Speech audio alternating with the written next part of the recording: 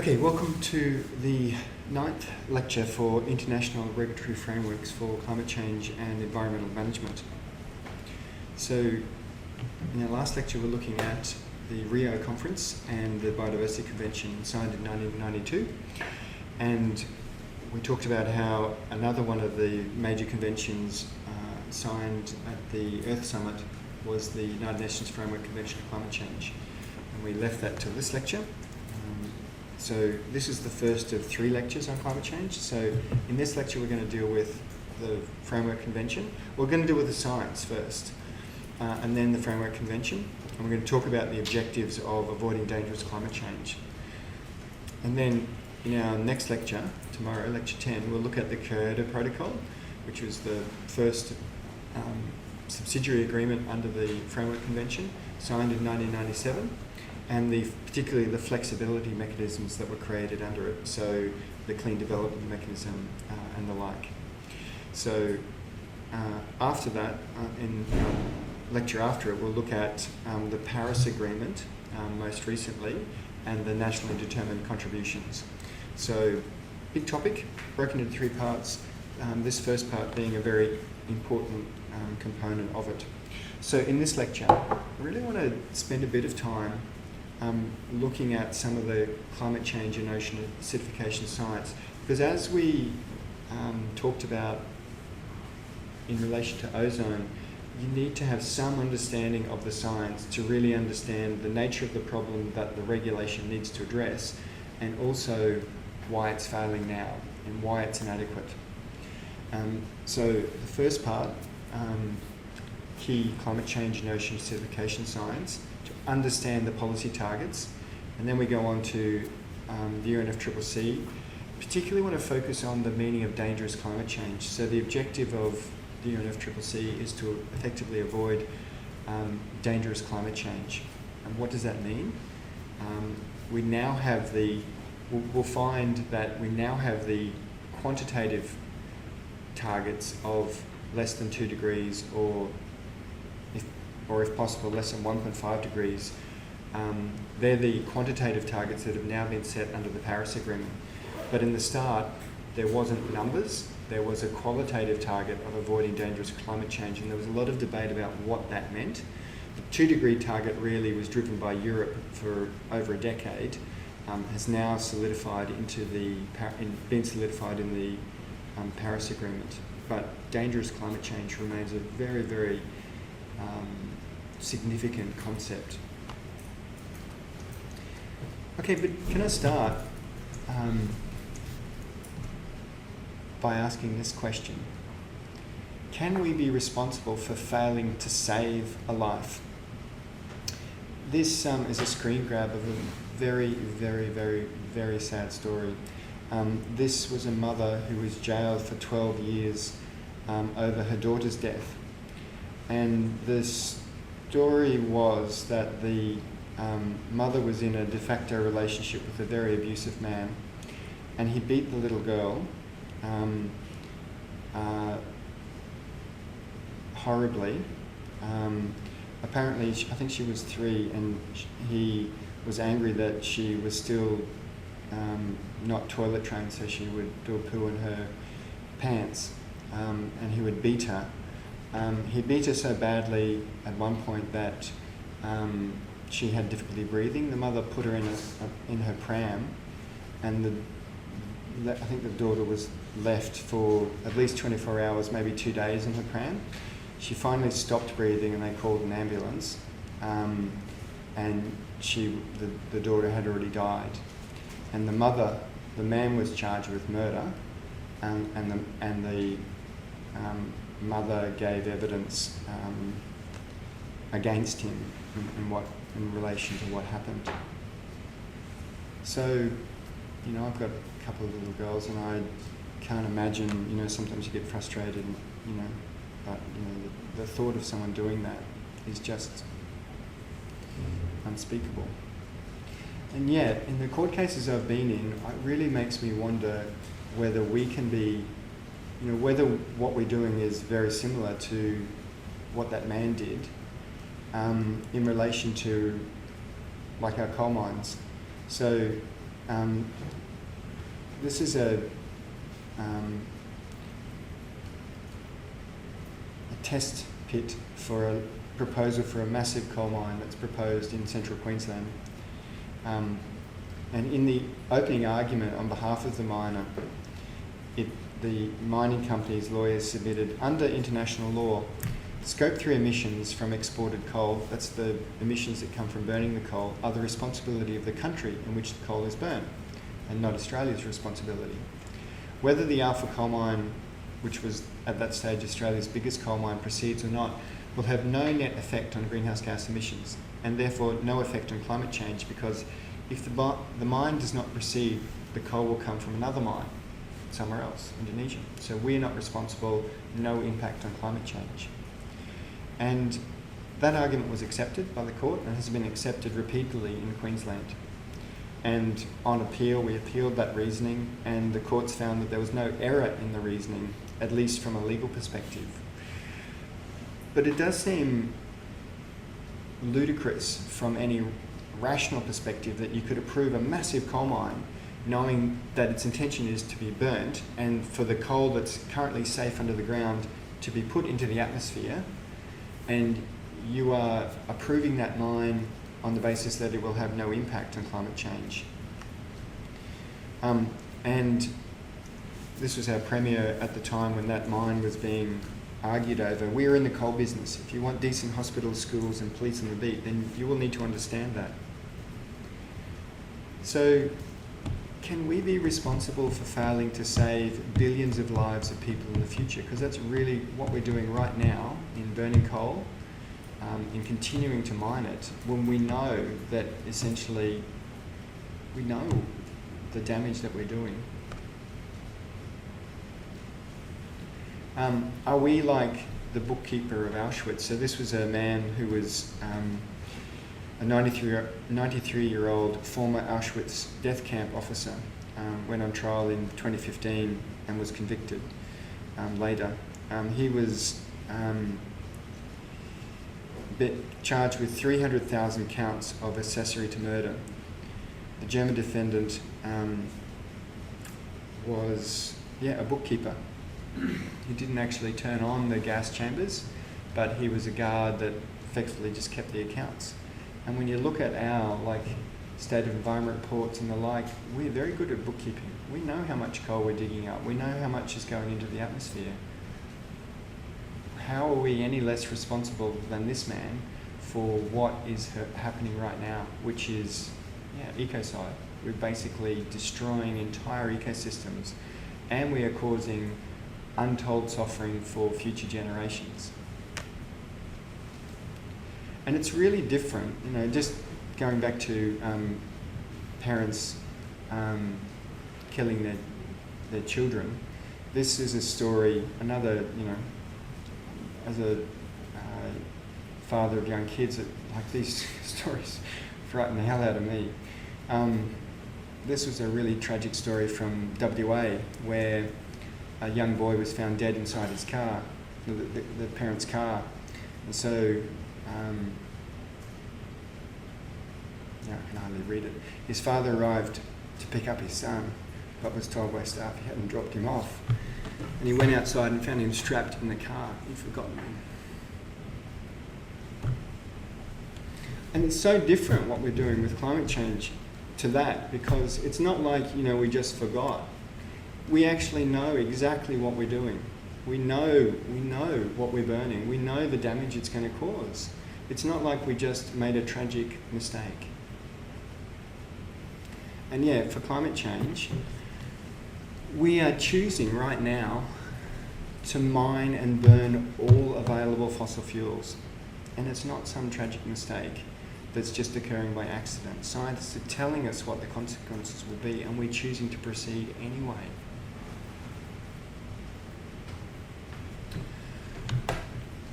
Okay. From that preliminary topic, I want to focus back on the science. So the context we're looking at here is this 1990 to the present context.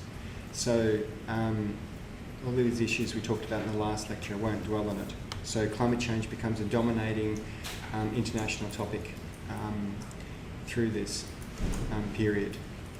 So we talked about this big Earth Summit in 1992 in Rio de Janeiro, and that at that agreement there was a number of important documents signed, one of them being the United Nations Framework Convention on Climate Change.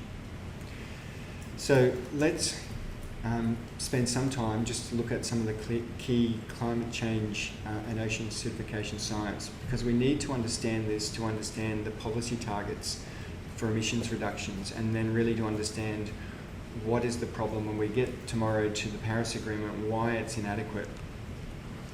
Okay, so you can get a huge amount of the science from the Intergovernmental Panel on Climate Change, IPCC reports, everyone will be aware of. So the IPCC was formed in 1990 or 91. It was formed by the international community to inform the international community based on the best available science, what was happening with climate change. And so the IPCC doesn't do its own research. It basically collates the known science, and it works in 3 working groups. Working group 1 deals with the physical science, the physical nature of climate change. So the cover down there in the bottom left is the cover of so it's produced 5th summary reports, the latest one being in 2013-2014. So working group 1 deals with the physical science basis, working group 2 deals with impacts, and that's the cover in the middle, and then working group 3 deals with mitigation. And mitigation in this year was actually in 2 volumes. Each one of those is like a phone book, about 1,000 pages long, just filled with references. So they're massive compilations of research with a lot of maps and graphs in them, but literally hundreds and thousands must be of references in them. They're compilations. And they're basically a summary of basically our best scientists, what we understand. They're very complicated though. Oh no, actually I got it wrong. I just see there, I've got a note there. Working group 2 was in 2 reports, 2 volumes in the latest, not working group 3. So you can get all of that online, but unless you're really into climate change science, they are, wouldn't be your starting point, or I wouldn't recommend them as a starting point. If you haven't looked at climate science before, the book that I'd really recommend is The Discovery of Global Warming by Spencer Weird. Really good book, written as a novel, and it basically tracks science's understanding of how our climate works over the last 200 years, and how the development of our understanding about the greenhouse effect and the like evolved. And basically that it wasn't just overnight, it basically has been the last few hundred years of scientific thinking. The Discovery of Global Warming. It's a really, really good book. Highly recommended. Another good intermediate book, easier than the IPCC reports, is David Archer's Global Warming, Understanding the Forecast. I think it's also in its 2nd volume now. Good because it starts to move from just purely descriptive into some of the mathematics and some of the physics behind how we understand our atmosphere actually regulates temperature. So basics you all know. So the greenhouse effect is well known. Sunlight comes from the sun and enters the atmosphere, passes through. Some of it is reflected out into space by clouds, but what isn't reflected out passes through the atmosphere and warms the surface. So that if you just think about it logically, if energy is coming in, it has to get back out, otherwise the temperature would just keep heating up. You basically have to have a net effect of 0. So because we know our temperature is stable over the long term, it has to be getting back out. It gets back out in the form of lower energy infrared radiation. So just like, everyone's seen, is it Terminator? You know that first Terminator one where, is it Arnold Schwarzenegger? He's some commando or something, and the aliens come and, he covers himself in, he works out you see, at some stage you see it with the alien, from the alien's view, and he can see predator. It's not. What was I saying? Alien. Sorry. Terminator. It was Arnold Schwarzenegger, wasn't it? In Yes, Predator? Yes. Yeah, sorry. The original. Yeah. Okay. I'm sure that, anyway, confused you all. Anyway, Predator. Okay, anyway, there's that bit at the end where you see it from the Predator's perspective, and he sees heat, and Schwarzenegger works that out, and he covers himself in mud so he doesn't give off any heat.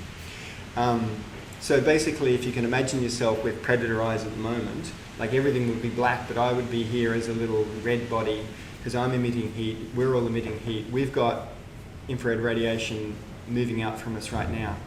So right in this room, as that infrared radiation moves back out into space, being lost into space, it interacts with the atmosphere. So sunlight coming in, if it doesn't hit a cloud and bounce back out, it passes through the atmosphere without warming it. But the lower energy in infrared radiation interacts with greenhouse gases. Does anyone know why greenhouse gases are greenhouse gases? What makes a greenhouse gas? Like it interacts with, it's excited by infrared radiation. But what's the common characteristic of greenhouse gases? So is oxygen a greenhouse gas? So we talked before about the atmosphere. We know that it's 80% nitrogen, so that's N2. Oxygen is O2. So that's virtually the entire atmosphere is made up of nitrogen and oxygen. So molecules with two atoms. And then what's a greenhouse gas? Who can name me a greenhouse gas? Methane, so which is the chemical formula is CH4, so a carbon and 4 hydrogens. Okay, another greenhouse gas. Sorry? Another greenhouse gas, other than, so... Carbon dioxide. Carbon dioxide, yep, so you've got a carbon and 2 oxygens. What about water vapour? Yeah. So an oxygen, H2O, oxygen and 2 hydrogens. Nitrous oxide as well is N2O, so nitrogen and 2 oxygens. Okay, so of the gases we've just listed there, oxygen and nitrogen have 2 atoms in gaseous form. Are they greenhouse gases? No? All the others are greenhouse gases. They all have how many atoms? 3 or more. So your basic characteristic for a greenhouse gas is 3 atoms or more. It's basically, as I understand it, large enough to interact with infrared radiation. So basically what's happening is infrared radiation is striking the atom and it's excited by it, and it basically releases the energy back, but in all different directions. So some of it might be reflected back. So right here in this room now, we're giving off infrared radiation. There is this effect happening around us with the radiation we're giving off. The infrared radiation is interacting with the air around us. And that interaction is effectively slowing the passage of infrared radiation out. So it's that slowing effect and reflecting some back that is the greenhouse effect. And it's happening right in this room. So some of the outgoing radiation is trapped. It interacts. Trapped isn't the right word. It interacts with the atmosphere and warms it. And essentially, if we increase the amount of greenhouse gases in the atmosphere, then the trapping effect is increased. So if you just think about it like, if you just think about it this way, because it's like, you know how we use the analogy of sun cream for ozone layer? It's a really good analogy because it's something physical we can think of. The ozone layer is also really a simple analogy for it is, does anyone have a simple analogy for a greenhouse effect? Good one is a blanket. It's like a blanket on the earth. Because if you think about it, yourself getting into bed, okay, so if you're lying there on a bed tonight, and so let's just say it's going to be cold. So you're lying there on your bed and you just got a thin sheet on and you feel cold. You go and pull a bigger sheet or a big blanket over you, and you start to feel warmer, don't you? Now, is your body producing any more heat? No. Why do you feel warmer then? It's slowing the loss of heat from your body. That's why you feel warmer. So similar to greenhouse gases, it's slowing the loss of heat, so the surface feels warmer. It's exactly the same. So you can think of the greenhouse effect like a blanket, increasing the blanket. So yeah, the greenhouse effect can sound abstract and technical, but you know it from daily life. So that the blanket, is a physical thing. It's not really that. It's a good metaphor or analogy. But here's your own experience of the greenhouse effect. If you sit outside in the garden after dark, you know this. Under a dense low cloud layer, you do not feel nearly as cold as fast as you do on a clear starry night. This is due to the thermal radiation coming from the clouds. They're colder than your body but warmer than the night sky and a clear air. So basically, think of it this way. If you have a sunny day and there's no clouds come over, the temperature drops quite quickly. But if you had the same sunny day and just on dusk clouds came over, would it be warmer or colder than if there were no clouds? Warmer. It'd be warmer. And what we're experiencing there is the greenhouse effect. Basically, the trapping in of the heat of the day from being lost, radiated back into space. And the clouds, water vapor, are efficient greenhouse gases. So we know about the greenhouse effect from our daily experience. So it's the greenhouse effect warms the earth like a blanket, keeps you warm on a cold night. It slows the loss of heat. And we can confirm the existence of and the importance of the greenhouse effect for life on Earth by comparing the Earth's surface to that of other planets, surface temperature, to that of other planets, especially Venus and our moon. So, think about the Earth. So the average temperature is about 15 degrees Celsius. Mars is minus 55. So based on that, it gets colder the further you get away from the sun, right? That's what you deduce from that. Okay. Venus is plus 457. Well, it's closer to the sun. It's getting hotter. It just seems to be directly correlated to distance, doesn't it? But Mercury is back to 166. It's closer to the sun, but colder than Venus. So what's going on in Venus? Why does it break the trend of just... Has a pretty large atmosphere. Yep. What happened to Venus, do you think? Or what's the theory go with Venus? They burn all their coal. Not quite. A bit close, but why is Venus so hot? In contrast to Mercury, which is closer to the sun but much colder. The answer is in 3 words: runaway greenhouse effect. In many ways, Venus is a virtual twin of the Earth. It has a similar size, mass, and gravity, as well as internal composition. But the one big difference is that Venus has a much thicker atmosphere. If you could stand on the surface of Venus, you would experience 93 times the atmospheric pressure we experience here on Earth. You'd have to dive down 1 kilometre depth beneath the surface of the ocean to experience that kind of pressure. Furthermore, the atmosphere is made up almost entirely of carbon dioxide. Basically. The average temperature on Venus is 461 degrees Celsius. In fact, it's the same temperature everywhere. It doesn't matter if you're at the pole or at night, it's always that temperature. It's believed that plate tectonics on Venus stopped billions of years ago, and without plate tectonics burying carbon deep under the planet, it was able to build up in the atmosphere. It built up to the point that any oceans on Venus boiled away, and then the sun's solar wind carried the hydrogen atoms away from Venus, making it impossible to ever make liquid water again. The concentration of carbon dioxide just kept increasing until it was all in the atmosphere. So that's the theory. Okay, what about the moon? So why does the moon temperature vary so wildly from minus 157 degrees C to 107 degrees C? So if you're planning a trip to the moon, so just before we do that, just think about the moon.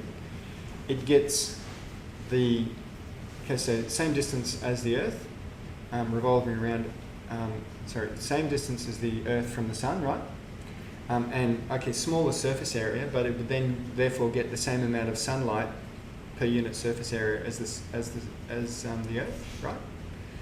So its temperature varies from minus 153 degrees during the night, and during the day it rises to 107 degrees. So why does it do that? What's the difference? There's no atmosphere. It doesn't have an atmosphere. That's it. Earth has an atmosphere, and basically our atmosphere has a great stabilizing effect. So, it happens because the moon doesn't have an atmosphere like Earth. Here on Earth, the atmosphere acts like a blanket trapping heat. Great metaphor. Sunlight passes through the atmosphere and warms up the ground. The energy is emitted by the ground as infrared radiation, but it can't escape through the atmosphere as easily, so the planet warms up. Nights are colder than days, but nothing like the moon. So our atmosphere is critical. And we know that we're adding greenhouse gases to the atmosphere. We can measure that. In this sort of classic picture of pollution, is that really relevant to climate change? If I say we're emitting greenhouse gases, what's the white stuff? It's steam? Yeah, it'll be a bit of soot as well probably, but it's mostly steam. So it's water vapour. So water vapour is a greenhouse gas, but it has such a short cycle in the atmosphere that it's not regarded, human activities are not regarded as having changed it at all. So it's not regarded as an anthropogenic greenhouse gas. So it is a greenhouse gas, and in that image, yes, they are greenhouse gases, but not a problem greenhouse gas. The problem greenhouse gases would be coming from these stacks. See here? See that little heat haze? So this, so this is a coal-fired power station. The taller plumes here is basically where you get the exhaust. So once they've burnt the coal, it's coming out. There's heat coming out, but carbon dioxide. So carbon dioxide is odourless, colourless, invisible to the naked eye. So when you see an image like this, it's, and people talk about pollution, it's not actually the visible component there that's causing the problem. So carbon dioxide, a carbon and two oxygens, and we can measure that it's going up. So this is records up until this month from the Scripps Institution of Oceanography in Hawaii, the Mauna Loa Observatory, very famous record. You see, so this is just the last few years. So the red is the actual measurements they're taking, and the black line is the running mean. So if we go back, you've got the little red zigzag and then the black running mean. So what causes the zigzag?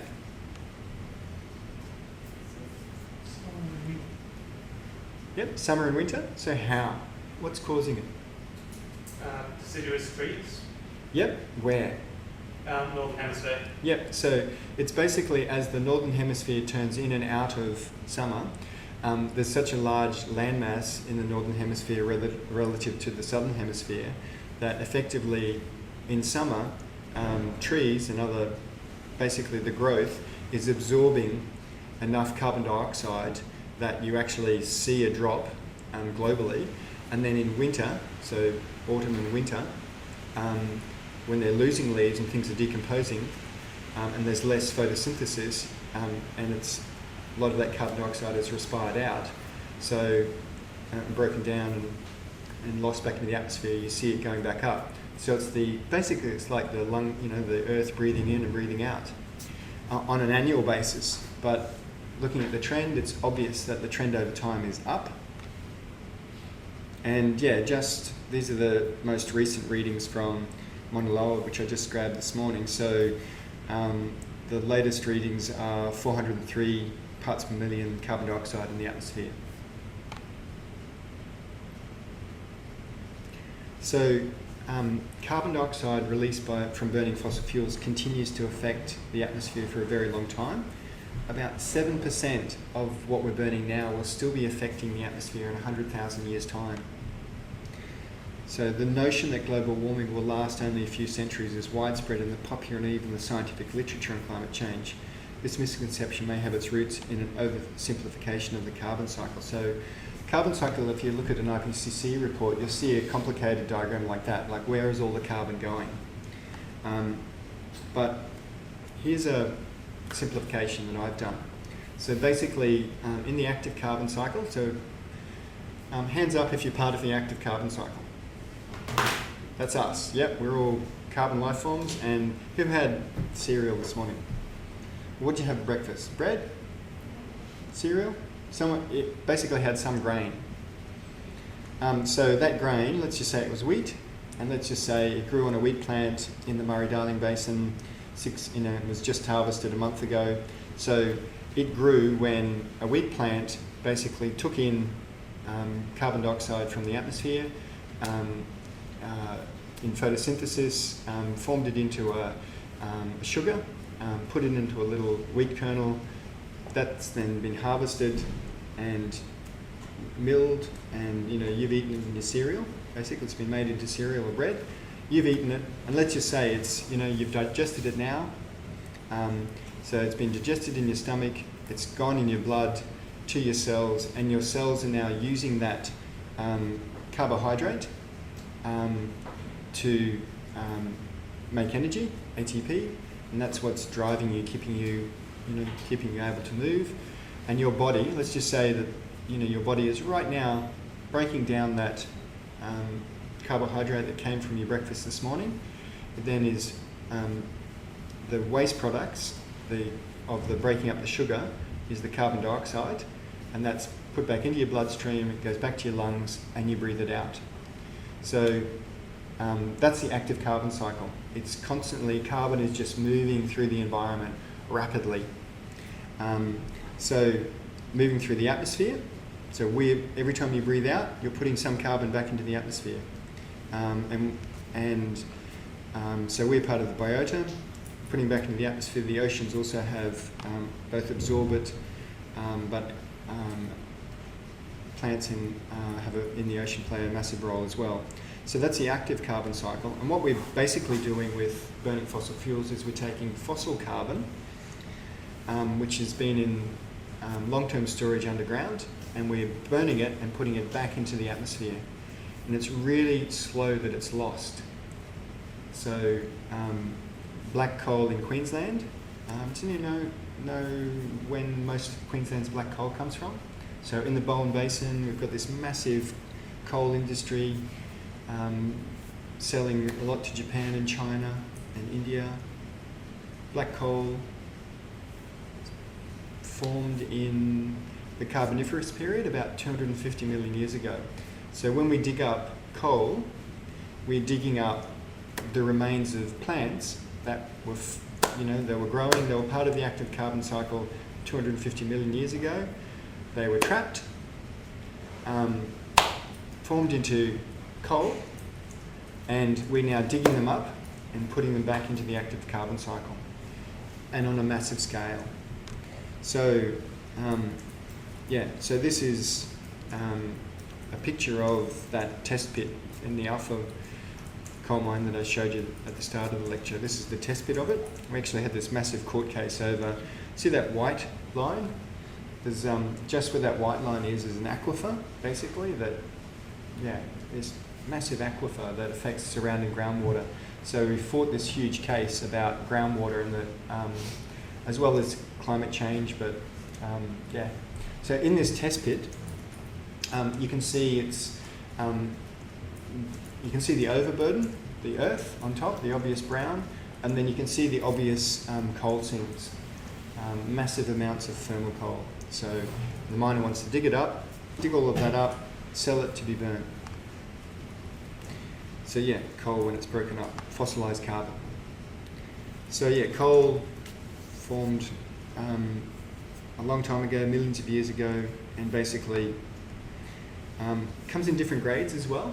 So different depending on the amount of water in it, the amount of other things. Black coal is on the right-hand side of that spectrum. So you've got everything down from sort of the lignite, which is the brown coals that they use a lot in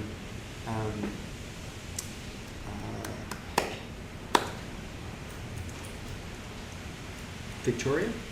Has a lot of brown coal, but it's basically 50% water.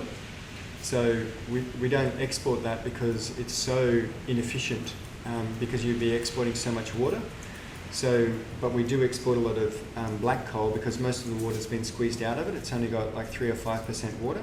It's much more, you get much more bang for every ton of coal that you burn. So the brown coal-fired power stations down in Victoria are really inefficient in terms of producing energy, because when you burn the coal, the first thing you've got to do is burn off all the water before you actually get any productive energy. Yeah, and also the tar sands and those sorts of things are similar sort of rank. Okay, so when the carbon goes into the atmosphere, in carbon dioxide, a lot of it dissolves into the oceans. So it isn't absorbed by plants, it actually dissolves. And then it reacts with water.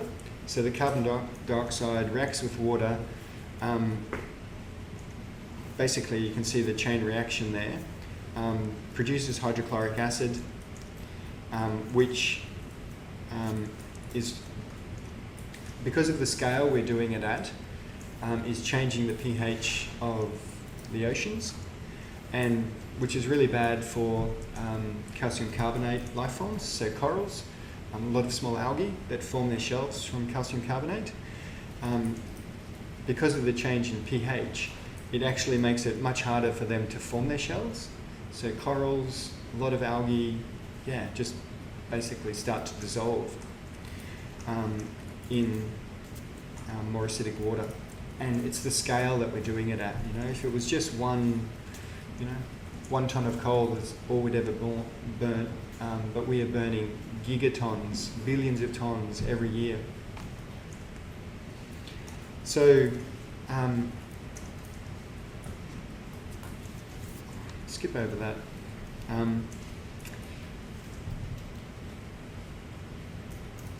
Just as a point of clarification, we talk about, actually I'll go back to it, we'll try and explain it. So the net effect of greenhouse gases in the atmosphere and things that affect the atmosphere, we can look at the carbon dioxide equivalent levels of them, and if we were to stabilise at 350 parts per million, we would believe to have a mean global warming of about 1 degree. If we stabilise at 450 parts per million, about 2 degrees. At 550 parts per million, about 3 degrees. So the higher we stabilise, the higher the rise in mean global temperature will be. And just to clarify, when we start talking about rises of mean global temperature, so we know that the Paris Agreement has a target of holding the rise in mean global temperature to beneath 2 degrees Celsius. Okay, so we think, well, 2 degrees doesn't sound like very much. So what's the effect of raising the mean on maximum temperatures? And it's shown in this graph. So the statisticians say the statistical thing is a small change in the mean has a big change in the extreme. So because you're shifting the entire distribution, if you think of the temperature distribution as being on the left, if you increase the mean, you shift the entire distribution. So things that you can see there, the more hot weather and more record hot weather, because the entire distribution has shifted across. And the other thing that's expected is that variance will increase, so that you have basically you flatten the distribution of temperature, so you have more colder weather, but you also have more extreme hot weather. But the thing is, we're doing both of those together, so you're shifting both the variance and the mean, and therefore you end up with a huge amount more record hot weather. And we can actually see that. So that was the theory for what would happen. And we've actually got enough data now to see that actually happening in practice.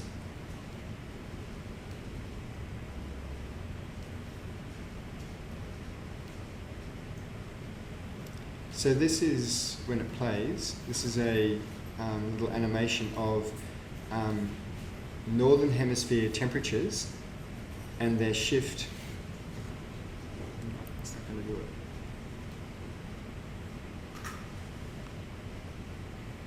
Yep. So this is the distribution in the 1950s, 60s, now 70s. This is the 80s.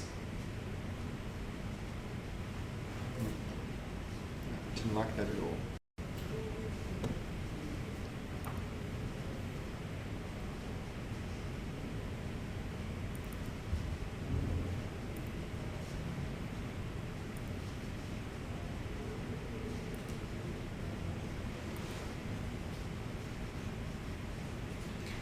So here's the distribution in the 1950s. This is Northern Hemisphere temperatures. 60s, 70s, 80s, 90s, 2000. Play that again, and I'll just try and pause it near the end. So 50s, 60s, 70s, 80s, 90s.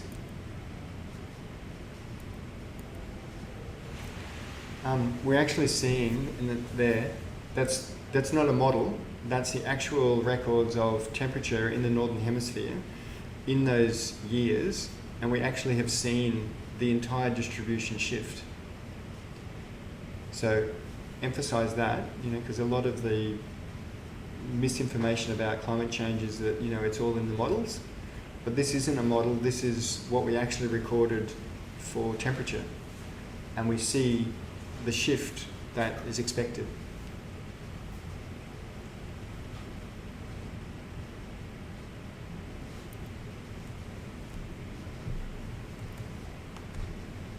So yeah, we've already seen significant climate change.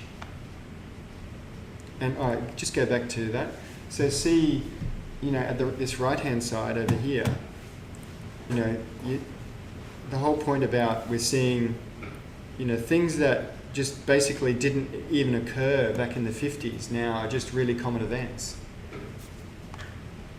And so that's the Northern Hemisphere. Here's some data from Australia, from State of a Climate report a couple of years ago. So maximum temperatures, this is Australian monthly maximum temperatures, and there's 3 lines here. So there's this one, which is the pink one. That's 1950 to 1980. Then this one in the middle is 1980 to 2010. And then the red one is 1999 to 2013. So you see that the whole distribution is shifted across. And similarly, minimum temperatures have also shifted. So this is 1950 to 1980. And then here's the 2 later ones. Doesn't seem to be much of a shift in minimum temperature, but you can see from that earlier period, the entire minimum has shifted across. And yeah, frequency of heat waves increasing as well. So just shift in climate change. So what we expect, like what the theory says should occur, we're actually observing. So that has really big effects on things like tropical storms, so hurricanes, if you're in the Northern Hemisphere, the Atlantic, the US sort of terminology, typhoons in Southeast Asia, cyclones in Australia, so tropical storms. They're massive storms that form, and basically they draw their energy from the sea surface temperature. So if you've got a hotter sea surface temperature, you expect them to be more intense. So the basic idea with tropical storms is we don't think that there'll be more of them, but the ones that there are will in general be more intense. So instead of category 3, you'll have category 4 or 5. So this is Cyclone Yassi in 2011. So yeah, when we look at stabilisation targets and we're talking about 1 or 2 degrees mean global temperature rise, it's actually a big deal because it's the extremes. So I just want to unpack a few things because I want to go on to talk about policy targets, but unpack a few key terms. So radiative forcing, global warming potential, carbon dioxide equivalence. So radiative forcing is the change in the heating or cooling effect of different components of the atmosphere since 1750. And there's a range of different things that have affected the atmosphere. So in this table you see carbon dioxide, so forcing, if it's above 0, it's had a warming effect. If it's below 0, it's had a cooling effect. So carbon dioxide, methane, nitrous oxide, and the like.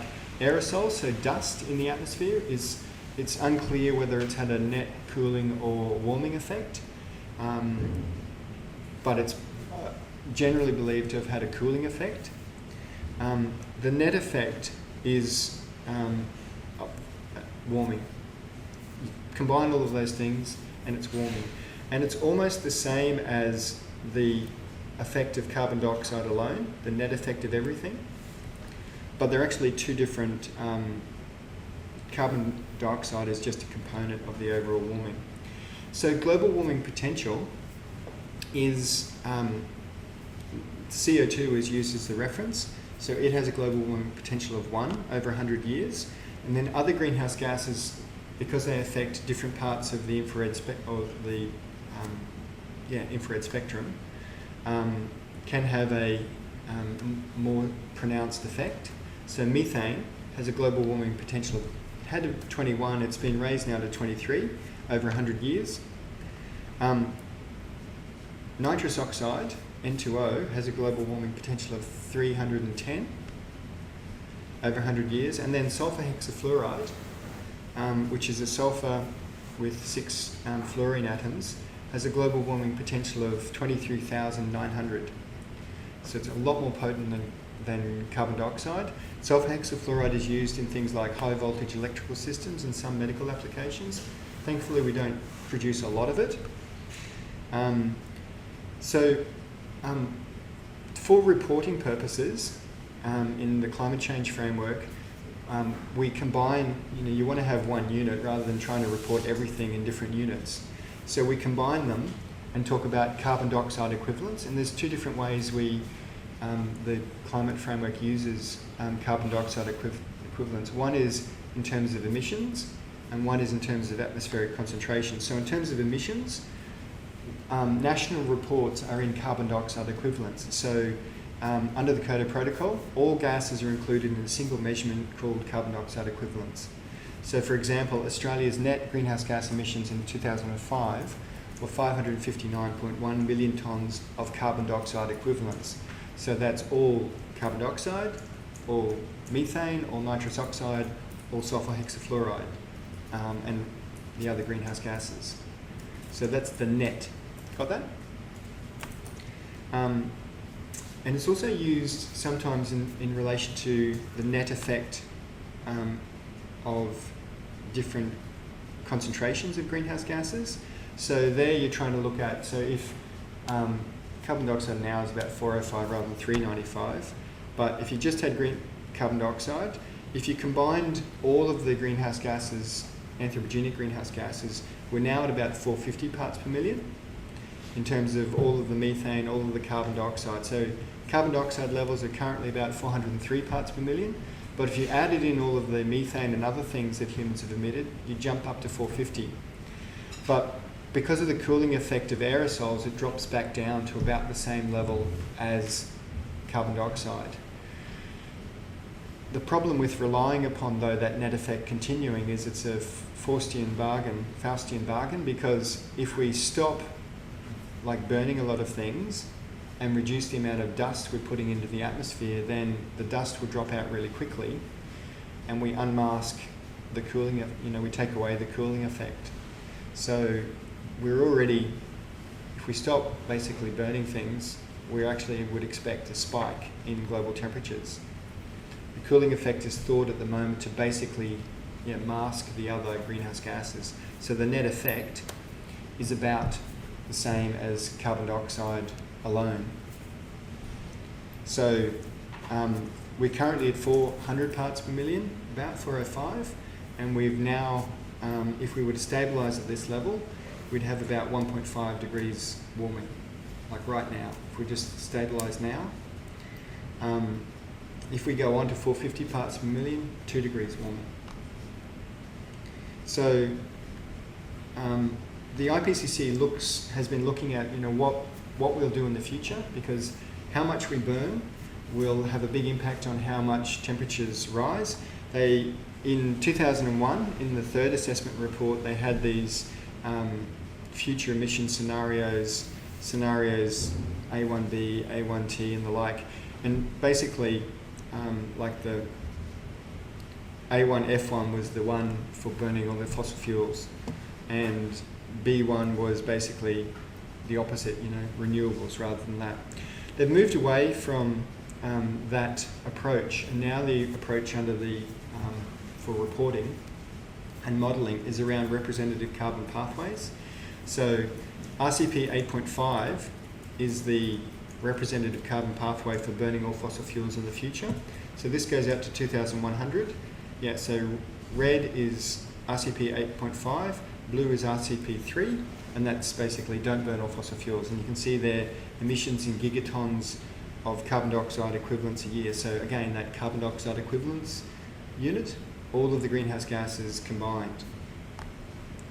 And but now notice we've just dropped back to CO2 concentrations.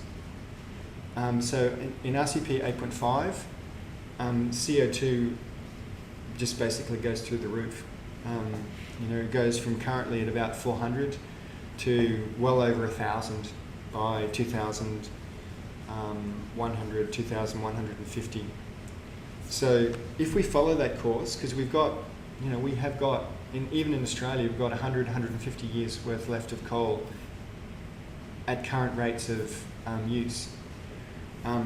If we follow that course, which is plausible, because at a state and federal level right now there is no plan to not burn all our coal and oil and gas.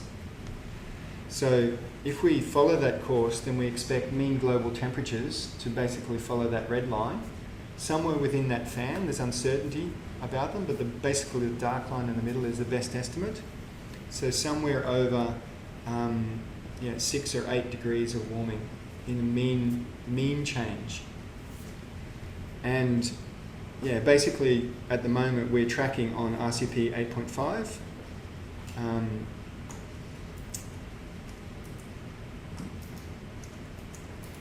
There's still people who argue that we can still achieve the 1.5 degree world. It's hard to see how we can in practice.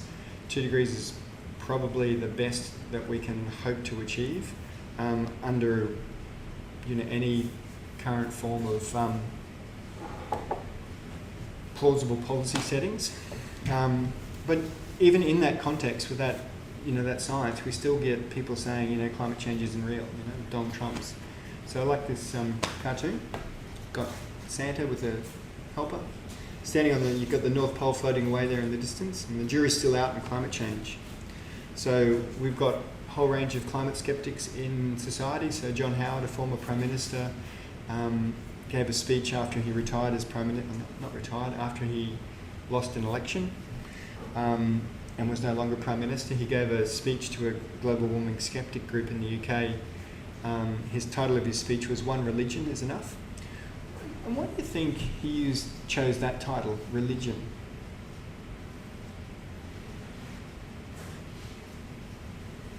Because people who support it are believers. Yep, if you're a believer, if you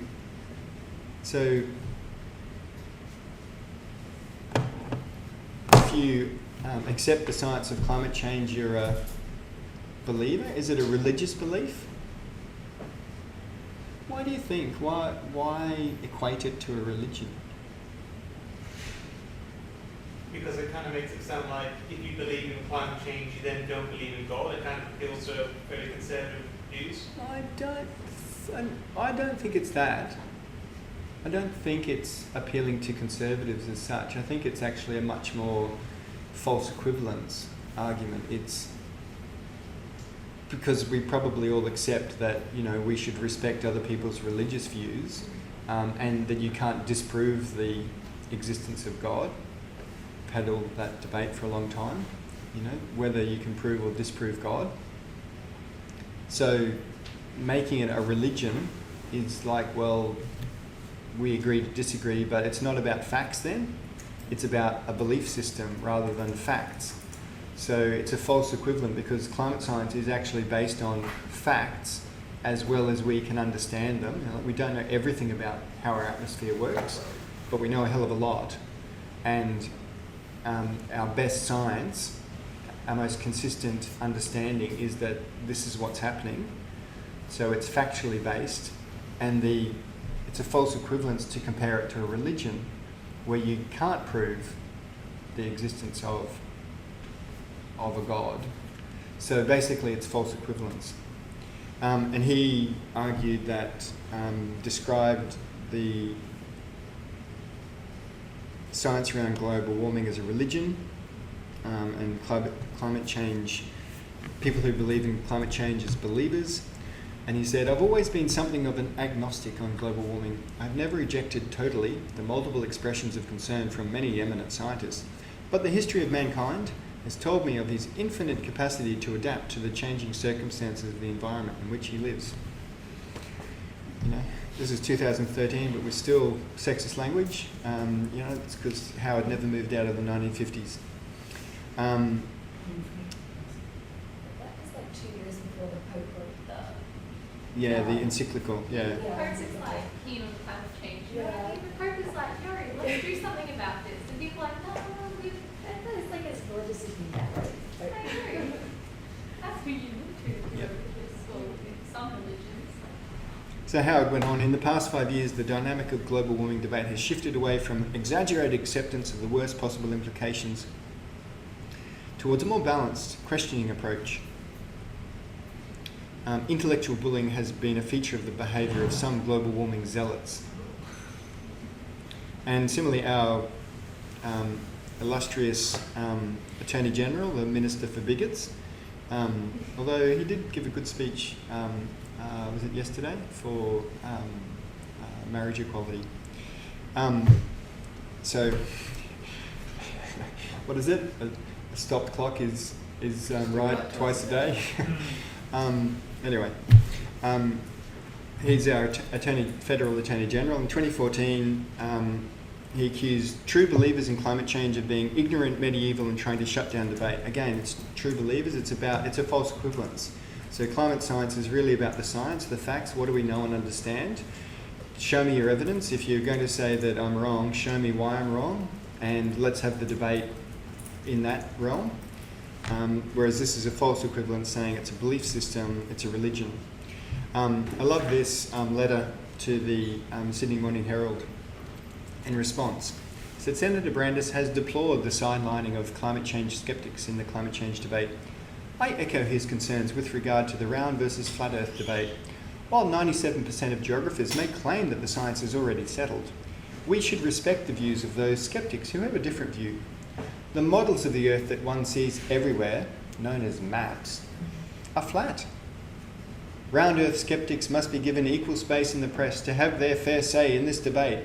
I urge Senator Brandis to extend his support of those who are sick of having their flat earth views delegitimized. Love the models of the earth that we see everywhere, known as maps, are flat. That proves it.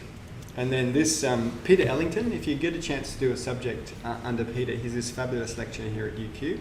He writes on critical thinking, and he's had a field day with these sorts of things on the Conversation website. And I love this quote from him: Brandis confuses the right to be heard with the right to be taken seriously. The fact is that deniers of climate science are as free as anyone else to make their case. That the case is not being made is not a function of suppression, it's a result of lack of evidence. And similarly, until recently, a senator for One Nation and what was he, a UK citizen or an Indian citizen? Climate change is a scam. It is basic. The sun warms the Earth's surface. The surface, by contact, warms the moving, circulating atmosphere. That means the atmosphere cools the surface. How then can the atmosphere warm it? It cannot. That is why their computer models are wrong. Take that, you climate scientists. Okay, just read that again. It is basic. This was his, I think it was his first speech in the Australian Parliament last year. It is basic. The sun warms the Earth's surface. The surface, by contact, warms the moving, circulating atmosphere. That means the atmosphere cools the Earth. How then can the atmosphere warm it? It cannot. So and that got a reply from this guy, from Stefan Ramstoff, who's a fantastic climate scientist, and he had the title of "Can a blanket violate the second law of thermodynamics?" The atmosphere acts like a blanket, which inhibits heat loss. In fact, according to Senator Roberts' logic, a blanket could also not have a warming effect, as according to him, it is simple. The body warms the blanket. This means that the blanket cools the body. So how can the blanket warm it? It cannot. Good return. Anyway, good old then Senator Roberts didn't sway him in his views. And yeah, Ramstoff went on with that, explaining about under a night sky you can actually feel the cooling, whereas if there's a cloud, it's warmer. Okay, so finish on that skeptic section with this. Just say, look, it's important to keep an open mind, but not so open that your brains fall out. It's a quote attributed to various people, but yeah, keep an open mind. I'm not saying to anyone, just to accept the science of climate change. Go out and, if you haven't looked at it, it is the most pressing issue of our times. Be a huge issue for your careers. Go out and have a read, and if you can find something, wrong with the science, you're going to, win a Nobel Prize, because there is a huge amount of work being done on it. Really good website as well, is Skeptical Science. Got a lot of information about climate change myths and the like. So there's, apart from people who deny, there's the delayers, which we are just overrun with in Australia. So people who say, yeah, we accept the science, it's just that we don't think we need to do anything about it in a terrible hurry. So they press for delay. And so this is our then Greg Hunt, who was the Minister for Environment. He disputed any link between New South Wales bushfires in October 2013 and climate change, based on a Wikipedia search. I looked it up in Wikipedia, he said. There's no link between increased bushfire intensity and climate change. You got a lot of... Okay, so what motivates climate skeptics and deniers isn't political ideology. Sorry, is political ideology, not science. This is from a book, great book by Naomi Oreskes and Eric Conway, Merchants of Doubt. And Joe Romm, a similar book. The reason why most political conservatives and libertarians deny the reality of human-induced climate change is that they cannot stand the solution of the need for government regulation and restraint and resource use, with the corresponding acceptance of a serious market failure that human ingenuity and technology alone cannot solve. That's why they don't accept it, because they don't like the solution or the implications of it. There's a mountain of evidence suggesting that conservatives reject modern science, climate science, because they think it implies a series of policies they find unacceptable. And so this was a guy who, back a few years ago, was advising our Prime Minister. Man-made carbon pollution has become the shorthand rallying cry that unites global warming believers. The notion is a figment. It is made up. It is rooted in anti-capitalist, anti-growth, green ideology that for too long has been bullied into our consciousness as science.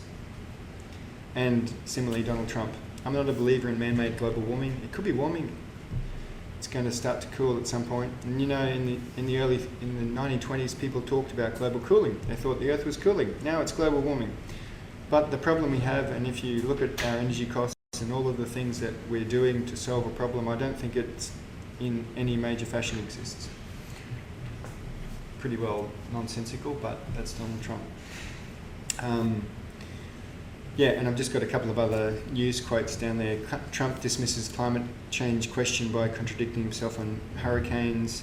Says hurricanes Harvey and Irma have not changed his mind about climate change. Just this year. So again, keep an open mind, but not so open that your brains fall out. I really love this quote by Naomi Oreskes. Made a big impact on me. There is a scientific consensus over the reality of anthropogenic global warming. It's based on multiple independent lines of evidence converging on a single coherent account. So multiple independent lines converging on a single coherent account. I see it's 3:15. Why don't we press pause, get up, come back, we'll have a quick look at these multiple lines of evidence and then look at the UNFCCC, hey? Welcome back to the second part of our lecture on the United Nations Framework Convention on Climate Change. Before we broke, we were talking about some of the science and reached the point of saying there is a scientific consensus over the reality of anthropogenic global warming. It's based on multiple independent lines of evidence converging on a single coherent account. And that second part, I think it's just captures why the scientific community accepts, that this problem is real, it's big, and the three major lines of evidence you can summarise in this way. The first is climate science, that is our understanding of how the atmosphere works and the factors that affect the climate, such as the greenhouse effect. Okay, so we understand the greenhouse effect from, you can compare it to, our planet, to Venus, to the moon. What we understand about our atmosphere is that the greenhouse effect is critical, that it keeps our planet about 33 degrees warmer than it would otherwise be. It stops major fluctuations in our surface temperature. We know all of those things. It's how the atmosphere works. We also know that we are adding a lot of carbon dioxide to the atmosphere. We know what we're burning, and we can also measure the physical rise in carbon dioxide. So we can measure the rise in greenhouse gases. So just from basic climate science, you would expect that temperatures will rise. So our climate science. The second one is the paleoclimate record. That is the evidence of past climate changes, so from ice cores, and I'll show you a bit of that in a moment. And the third is our observations of the physical world, such as changes in the Earth's mean global temperature. So that little graph that I showed you before that moved across, the Northern Hemisphere, that shifted, and I emphasised that wasn't a model, that was our actual records of what had happened to temperature in the Northern Hemisphere. So we're actually seeing a change. The climate science provides the explanation. So to say, that change is not just a random change, there's a reason behind it. So it gives an explanation for why we're observing that change. But the observations are also consistent with what we expect to see. So both of them support each other, and they're not, like if one was inconsistent, like if our climate science said we should be seeing a temperature rise, and in fact what we're observing was a temperature decrease, then you would say, well, something's wrong here. What's causing this? And you would have to come up with some explanation. The fact that they're actually consistent says that, it's likely that our climate science is right. So in terms of observations in the physical world, take your pick. Rise in mean global temperatures, dramatic loss of Arctic sea ice, retreat of glaciers, increase in storm intensity, sea level rise, heat waves, impacts on ecosystems such as coral bleaching. We are observing all of those things. They're all things that are consistent with our understanding of climate science and the increase in greenhouse gases. So I showed you this slide back in lecture 1, but I pointed out again, 2016 crushed the 2015 temperature record, which itself had shattered the previous record. This is the mean temperature of the entire Earth, and you go up from 2014, the third last black dot, which was beneath 1 degree above pre-industrial levels, and then it leaps a huge amount, and then it leaps a huge amount again, and then this year we're on track to be the second or third hottest year, and in a non-El Nino year, when we know that there's the El Nino effect causing things to be warmer generally. So we're in a non-El Nino year, and yet we're still seeing these massively high temperatures. So it looks like, you know, the Earth has already crossed over, and we'll stay above 1 degree warming, you know, whatever we do. And the temperature changes aren't uniform, so we know polar amplification is a big issue. So over the Arctic, there are hugely higher temperatures than previously. So this is deviation from means. So polar amplification is a massive issue. This was this huge heat wave in November last year in the Arctic. So temperatures were 20 degrees Celsius above average. Phenomenal. You know, like, just imagine that. Just imagine, you know, like you're in a place where, you know, normal winter temperature, you know, might be, say Brisbane, what is it, about 15 degrees or something, you know, and you've got a 35-degree day. You'd say, wow, this is a massive heat wave for the middle of winter. Well, in the Arctic at that time, it was meant to be well below freezing, and the temperatures were just on freezing. So, consistent with that, Arctic sea ice collapse. Collapse is the right word for it. You know, the loss of Arctic sea ice is phenomenal. So this is Arctic sea ice. I just grabbed the latest data from for October. So up till, you know, last month, you can see this is October over the last since 1980. You can see the levels just very, very obvious trend. So this was 2012, the sea ice extent. The orange line was the average of what it should have been, and the white was its actual. So, and I used in lecture 1, remember, I used the analogy of, you know, you guys have all got hair, and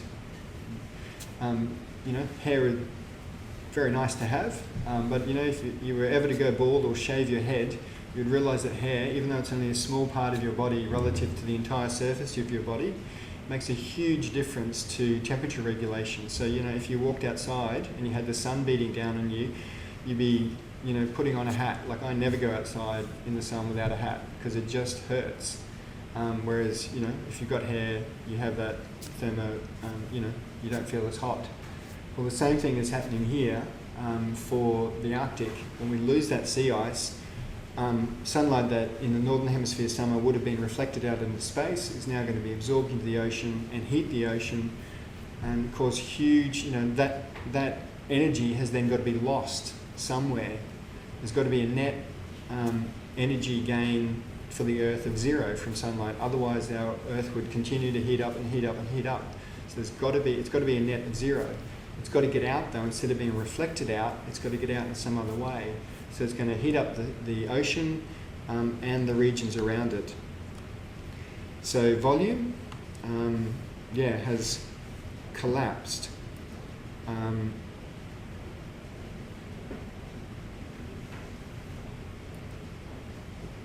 So this is a presentation of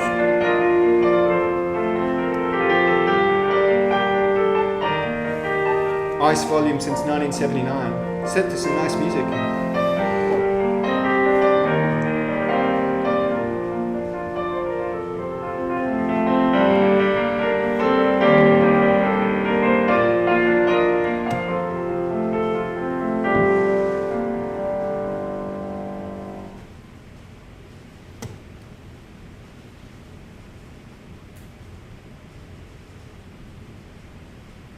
Sorry, one bad thing about YouTube, you just get ads. If you write anything on your computer, you need to get Grammarly. I write pretty much all day, every day, and Grammarly makes my writing better. As a student, I like that it's free. It actually is correcting everything as I'm writing. Does it make your mouse disappear on these You need to help them websites? find the right words So to you just use can't get so my I can mouse to say go what there. I want to say. It catches all those embarrassing little mistakes before I hit send. I downloaded Grammarly around my freshman year because I was just horrible at typing. Grammarly is like my secret weapon for writing papers. It's the perfect tool for your resume.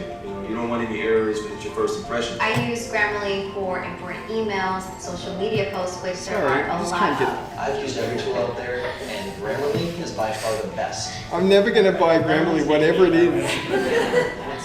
I would recommend Grammarly if you're a student. My family. My peers, my colleagues, it's like having your We own get it. reader for free. Download Grammarly for free at Grammarly.com. I can't even get my cursor to go over it. Did they make it disappear? Oh, I don't want to know that. So I hope you guys are enjoying this kit thing as much as I am. This concept of ideas worth spreading is just a fantastic thing. I think that we should thank the Greeks for actually developing this general concept. They're, in the agoras way back when, and they were able to. Sorry, I couldn't get out of there. I felt like I was trapped in a Donald Trump speech or something. Okay, which would be equivalent of hell for me. So anyway, that's that screen grab of that. I should just stuck with this. Volume has collapsed from 1979 to about a quarter of what it was. So the collapse of ice in the Arctic, often called the Arctic death spiral, is a glaring example of dangerous climate change under current atmospheric conditions. So just think about it. It looks obvious that we are going to lose the entire Arctic ice cap. Even if we were to stabilise at current greenhouse levels, we're going to lose the Arctic at current levels, because there's a significant lag time in, whatever we stabilise at, it's going to take a while for temperatures will continue to increase. So we kept carbon dioxide at 405 parts per million, we'd still lose the Arctic. And yet, under the Paris Accord, we're going to go on to at least 450, maybe 500 parts per million carbon dioxide. So it's not like we're stopping now. So under current conditions, we'll lose the Arctic, and our plan is to go on. And impacts on glaciers, so that heat around the Arctic also then affecting the tundra in Canada, in Russia, and ice in Greenland. So yeah, and the Antarctic at the other end, Antarctic ice shelf collapse and unstoppable sea level rise, very likely without tough climate action, say scientists.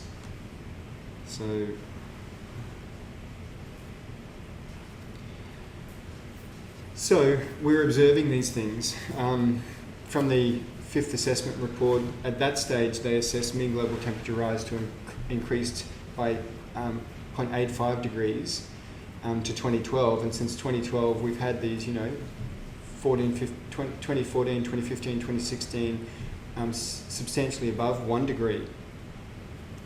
So how can we tell that this rise in mean temperatures is natural? Well, A, our understanding of climate science, but then another really good line of evidence is from ice cores.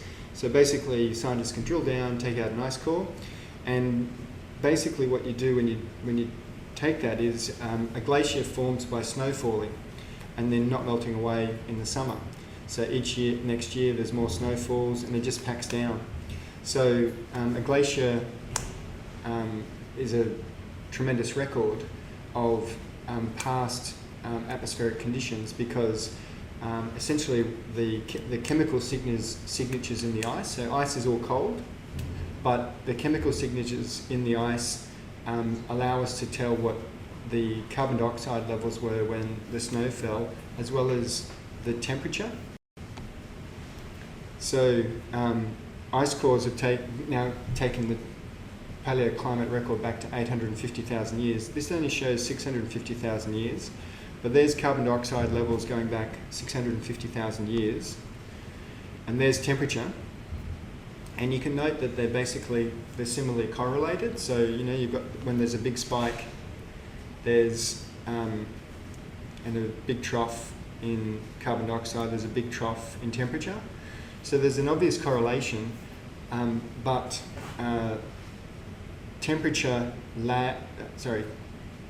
carbon dioxide lags temperature by about 800 years. So it's not actually carbon dioxide driving temperature. And each one of these, by the way, this is mean global temperature. Each one of these troughs represents a substantial ice age. And each one of the peaks is an interglacial peak, a warm period. So, and this last, so over here, where the temperature last comes out, this little bit at the end, that's the last about 12,000 years since we came out of an ice age. Does anyone know what the scale is there, by the way? What's the difference between an ice age and now? About 4 or 5 degrees in mean temperature for the Earth. So difference between an ice age and now is about 4 or 5 degrees, and we're looking at going up another 4 or 5 degrees. So huge changes we'd expect. In this period, when the Earth's temperature was a couple of degrees, was basically similar to, it was about 2 degrees warmer than pre-industrial levels. What do they say? Earth sea levels was it 20 meters above current levels? Like, you know, we're looking at huge changes in the paleoclimate record.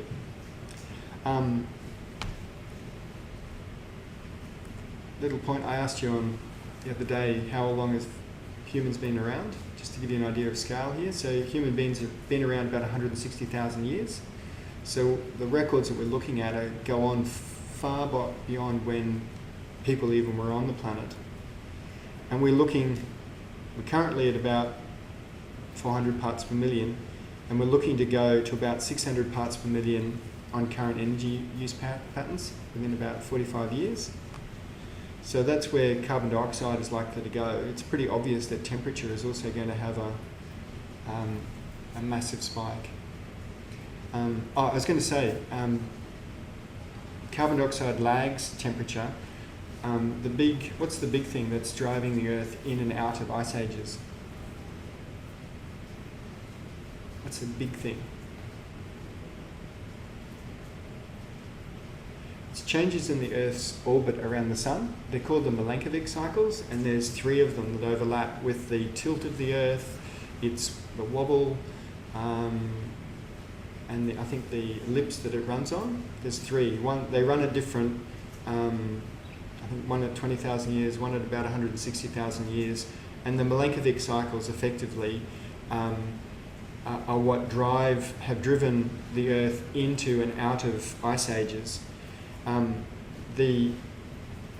While carbon dioxide hasn't driven the Earth into and out of ice ages, it's believed to have had a significant effect in that it lags the Milankovitch cycles, but then enhances them. So it's not sure exactly where the carbon comes from, whether it's in shallow coastal waters or, but essentially when the oceans start to warm or the Earth starts to warm, more carbon dioxide is pushed into the atmosphere, which then enhances itself the warming effect. So if it was just the Milankovitch cycles, it would be a small wobble, but with the carbon dioxide, it's a bigger wobble or a bigger wave, bigger change. Okay, so if we double pre-industrial levels of carbon dioxide, it's thought will warm the Earth by about 3 degrees with a mean global temperature of being about 15 degrees. So, yeah, it's pretty scary. Carbon dioxide concentrations, this goes back 800,000 years. They haven't been above 300 parts per million in over 800,000 years. And we're looking to take them to maybe 900 parts per million. So I'm just going to focus on this next. I showed you this also in lecture 1. So the blue bit is from a paper in Nature by Marcotte, a reconstruction of regional and global temperatures for the past 11,300 years. So, and we talked in lecture 1, why is the last 11,000 years so important for us?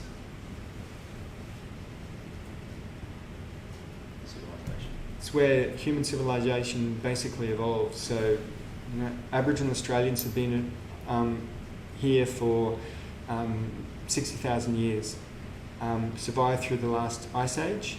Obviously humans have been around for 160,000 years, but it's really the last 12,000 years where you see agriculture in the Middle East, you see all of the built civilizations in Egypt, around the world, the Great Wall of China, the last few thousand years.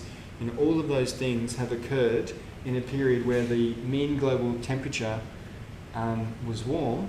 It was an interglacial period, but it hardly changed. See, it hardly changes from the zero line. It went up to about half a degree, by about half a degree about 7,000 years ago, and was coming back down, and now we've had this spike back up, and we are expecting to take it on that red trajectory. So we've had it really good for 12,000 years. That's where human history has really evolved, and we're going to massively change that. If that will run.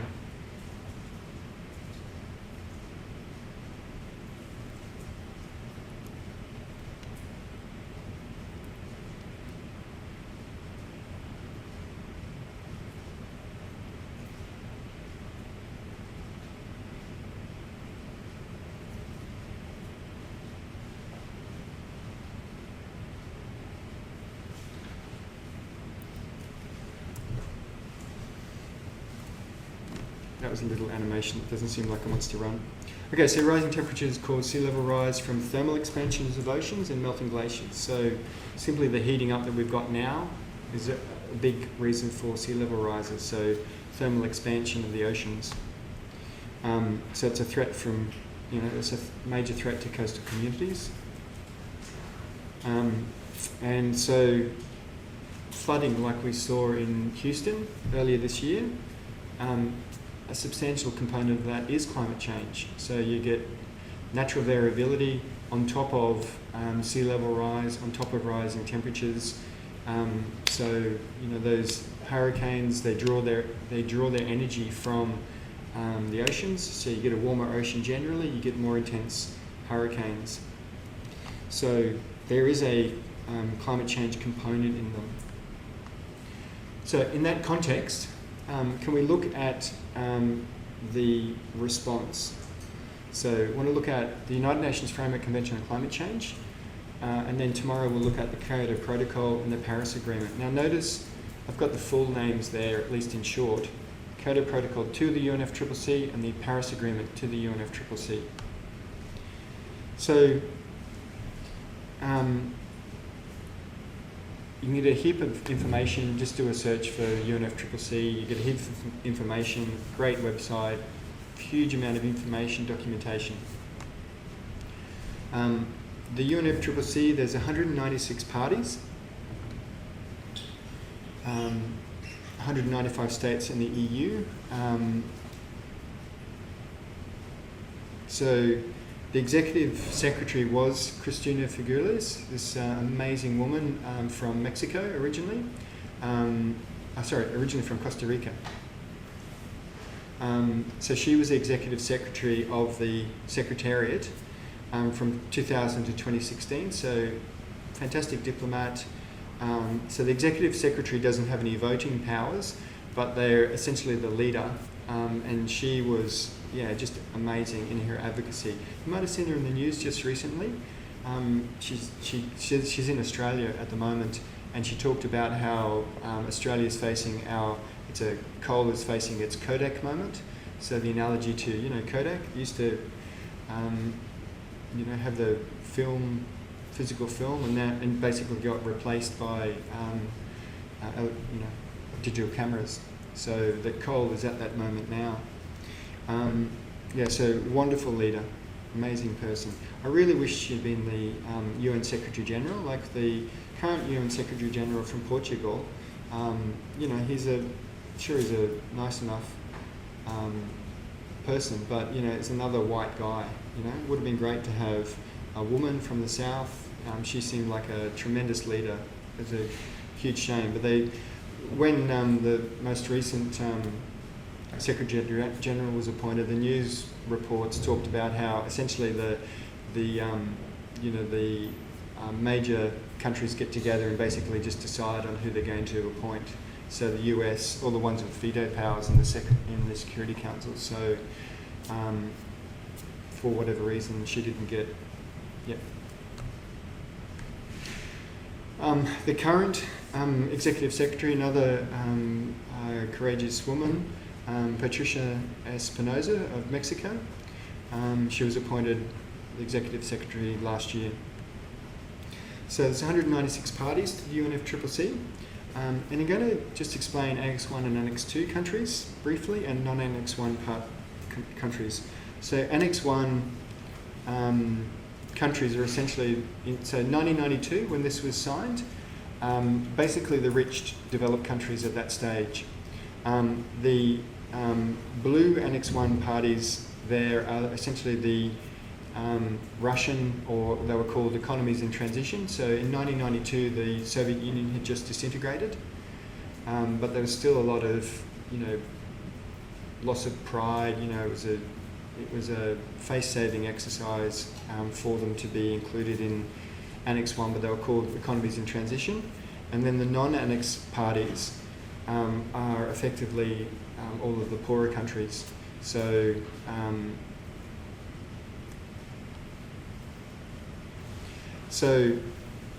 Annex 1, 43 parties are listed in Annex 1 of the UNFCCC, including the EU. They were the industrialised or developed countries and economies in transition in 1992. So Annex 2 includes 24 parties listed in Annex 2 of the UNFCCC, including the EU, and these were required to provide financial and technical support. So essentially, that's the Annex 1 countries excluding the former Soviet Union ones. So basically, Annex 2 is all the rich countries. And then non-Annex 1, there's no non-Annex 1 country, but it's by default. If you're not in Annex 1, then you're a non-Annex 1 country. 153 parties not listed, and China remains a non-Annex 1 country despite massive economic growth since 1992. So think back to 1992, China was just at the beginning of its emergence as a global superpower. And then Annex B are parties listed in Annex B of the Kyoto Protocol. And they are Annex 1 parties to the UNFCCC that have accepted binding greenhouse gas emission reduction targets. I'll talk more about that tomorrow when we talk about the Kyoto Protocol. And there's also least developed countries. I'm just going to show that to you in the actual convention. So here's the UNFCCC convention, which you can download, and it starts, your standard preamble, we, the countries of the world, recognising there's a big problem with the climate, aware, acknowledging all of the introductory stuff, setting out what the problem is, the problem they've come to solve in this.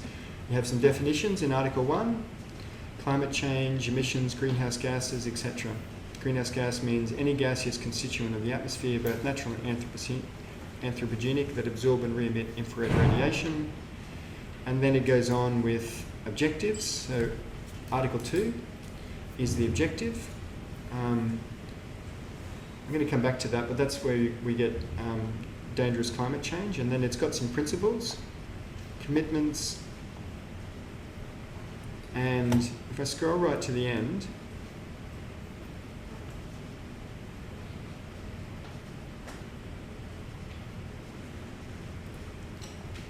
it's got a list. So it's Annex 1 to the convention, and you see there Australia, Austria,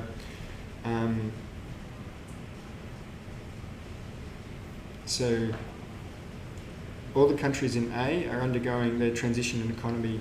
So economies in transition countries, so they're all the former Soviet Union countries. So that's Annex 1, it's physically part of the UNFCCC. And then there's Annex 2, which is effectively all the European countries, the US, Canada, Australia, New Zealand, effectively the rich countries. So they're physically, they're actually listed in that annex.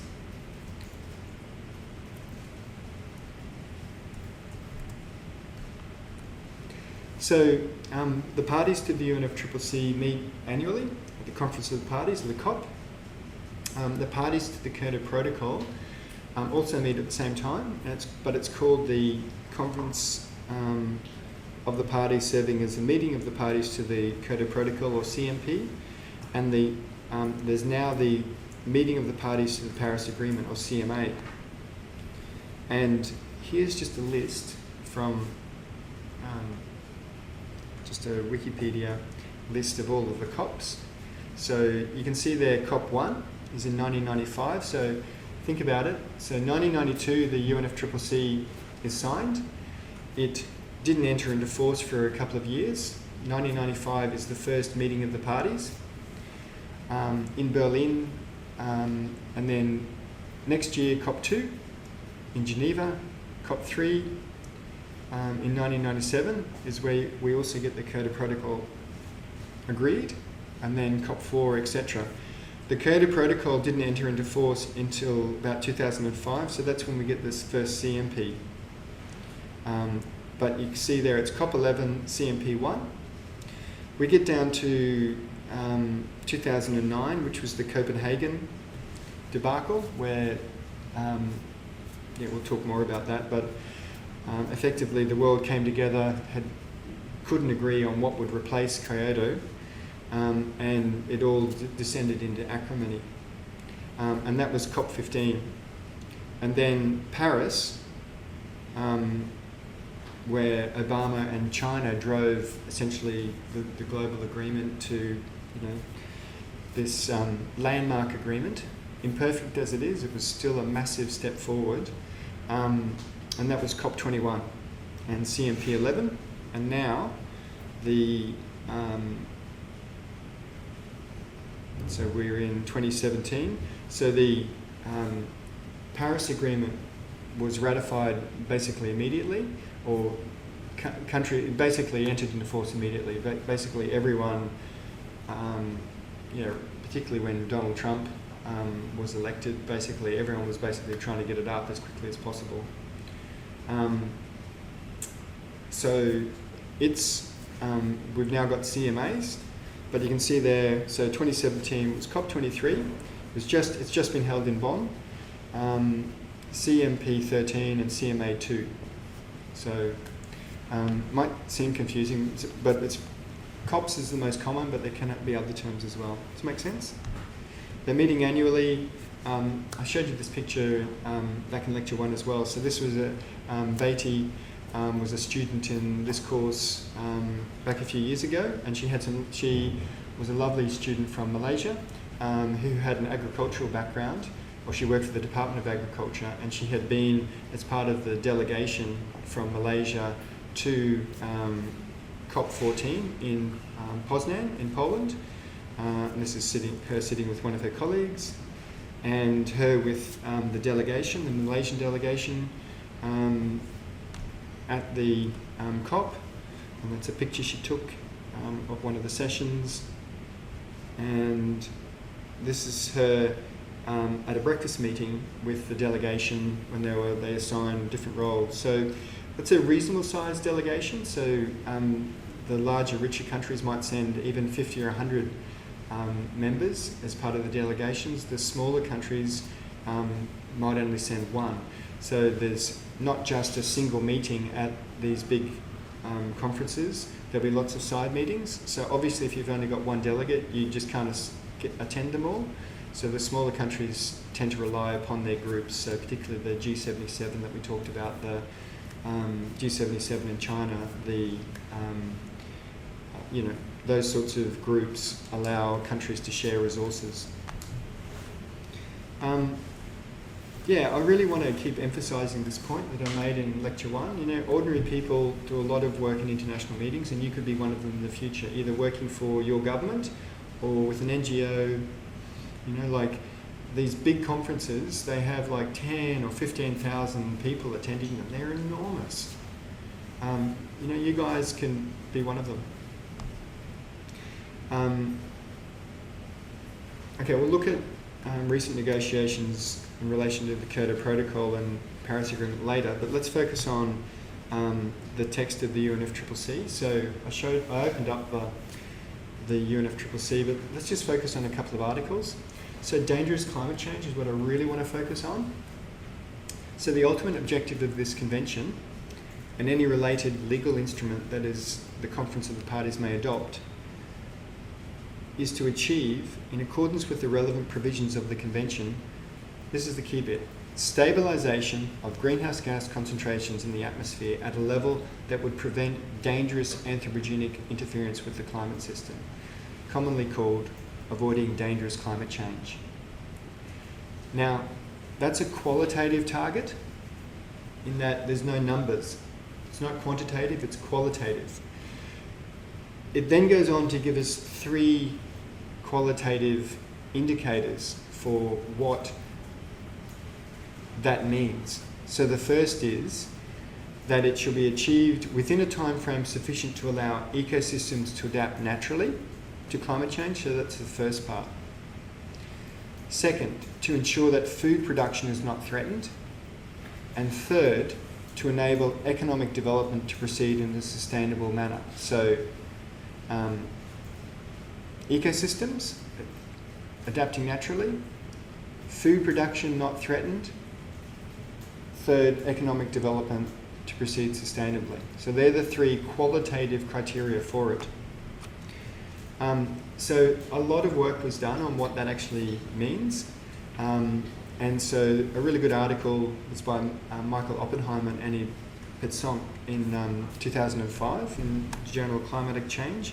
And this was just a table from their article showing what, if you looked at the physical world, what that might mean. What might comply with the definition of dangerous climate change in Article 2. So, and you can see in the middle column different mean temperature limits. So 3 degrees or parts per million carbon dioxide. So different measures, either temperature or parts per million carbon dioxide, were used to try and define them in a quantitative sense. Then in 2009 in Copenhagen, there was the basically they gave a bit more flesh to that definition. Might be useful though, just at this point, to think. So the Kyoto Protocol that we'll talk about tomorrow came in 1997. Under that, what we'll see is there is a first commitment period from 2008 to 2012, where the rich countries, that is the Annex II countries, committed to limiting their greenhouse emissions during the period 2008 to 2012. The US, under what was his name, Clinton at the time, had signed the Kyoto Protocol but could never get it ratified. Then George Bush came along and refused to ratify it. So the US was basically refusing to comply with the Kyoto Protocol. The first commitment period ran from 2008 to 2012, and you need a bit of time to work out what you're going to. There needs to be a bit of lead time. But why do you think 2009 became such a critical crunch point? So 2008 to 2012, they're trying to work out what will come after the Kyoto Protocol, basically, because the commitment period was from 2008 to 2012. So they're in the midst of it. Why didn't they work it out a few years earlier? Like, why wait until the commitment period was already running when it runs out in 2012? What was a big block, do you reckon, from 2000 to 2008?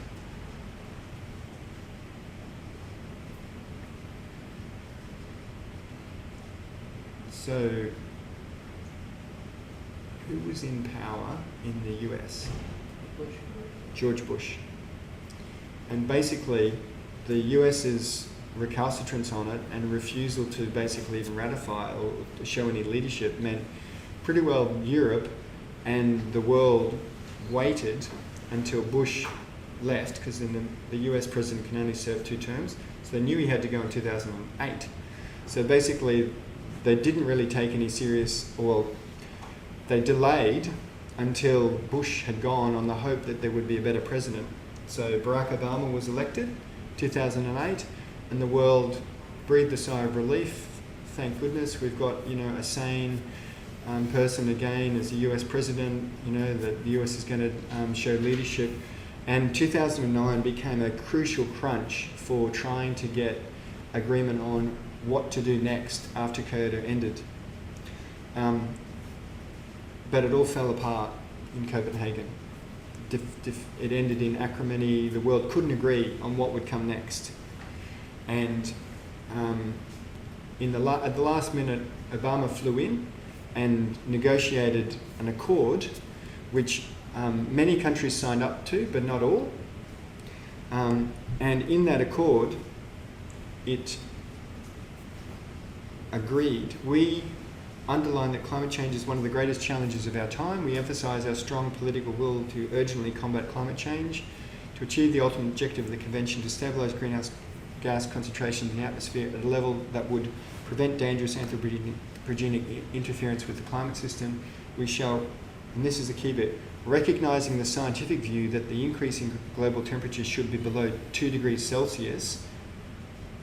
So they've got a number here. And it's not a unanimous agreement from all of the parties, but it's a quantitative objective.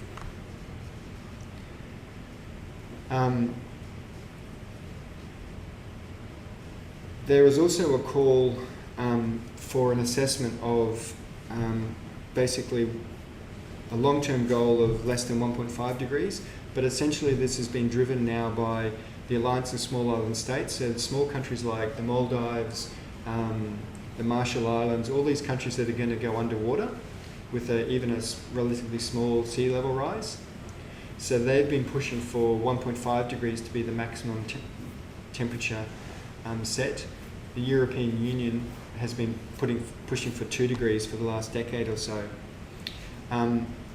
So the Paris Agreement has now set a hard target of 2 degrees and an aspirational target of 1.5 degrees. So here's the Paris Agreement, Article 2.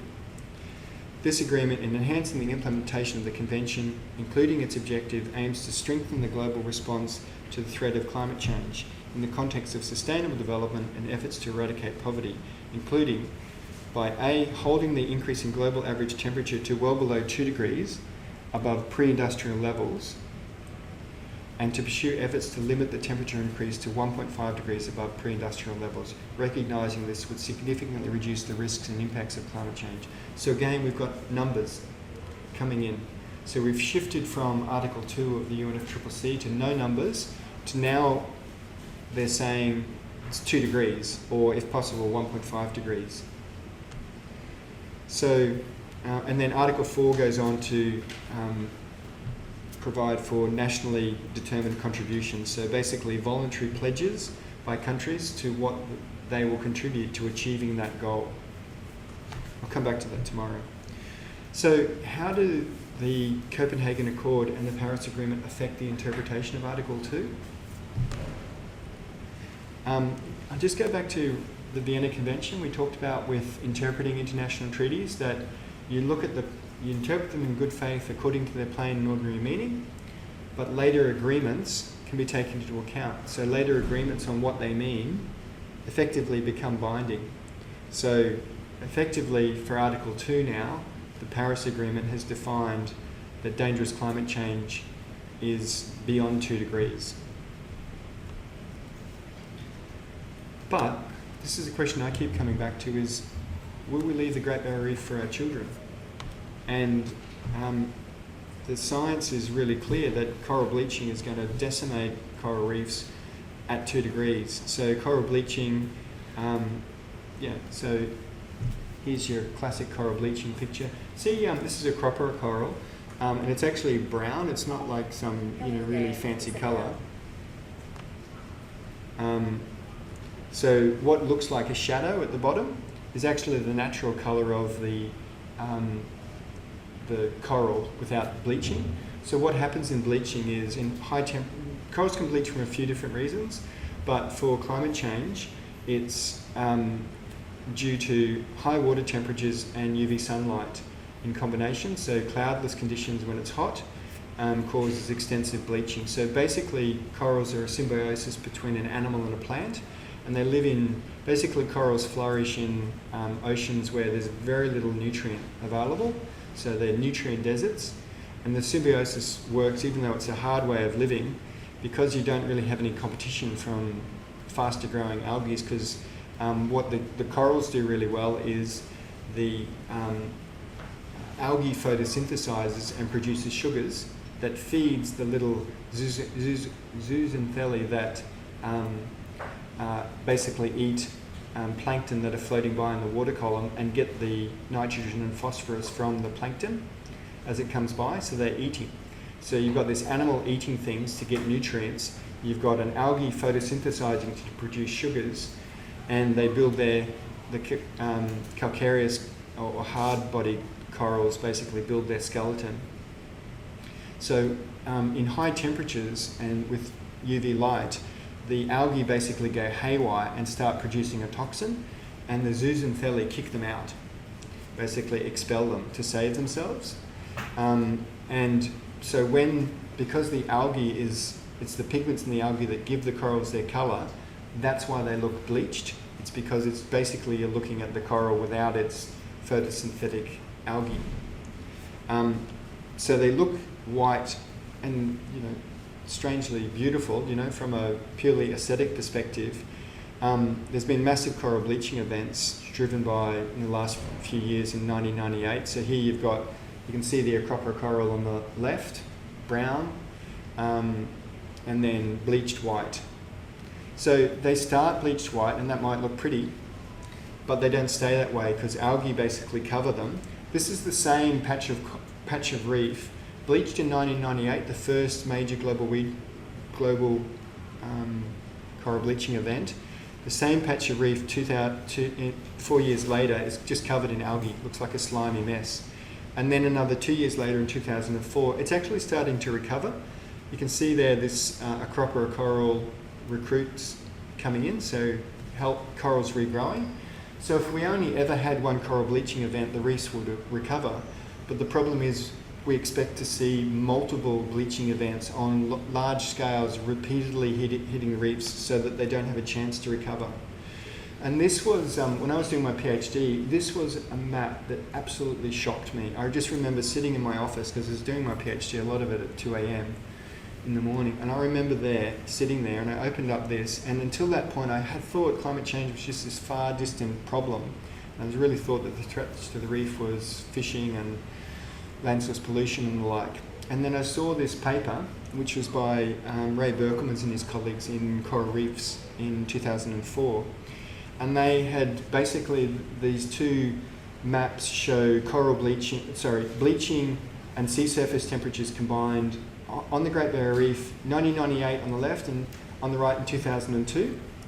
And I'll just focus in on the one on the right, and you can see the key there. So basically, it's a really good representation of, the data. The dots represent bleaching that they found that was over 60% of the reef, over 60% of the coral, and the blue dots, dark blue, represent less than 1%. And then the temperature, so the background colour, if it's dark blue, it never got above 28 degrees sea surface temperature for 3 days or more. If it's red, then it got above 33 degrees for 3 days or more. And you don't have to be, an expert statistician. Like if I just focus in here on, so I'm born in Proserpine and grew up in the Whitsunday area, so that's why I focus in on this bit. But you can basically see how the blue dots line up with the blue water. So no bleaching where it's cold. And then all this area here that was heated, extensive bleaching. There's an outlier here, but that may just be local conditions that protected that particular reef. But the correlation is really clear. And the thing that really shocked me about this data was you've got bleaching occurring from the bottom of the reef, so here around Gladstone, all the way through to Princess Charlotte Bay in Cooktown. So you've got bleaching up here, and you've got bleaching occurring from the inner reef to here out on the Swain, so pristine reefs, you've still got bleaching occurring.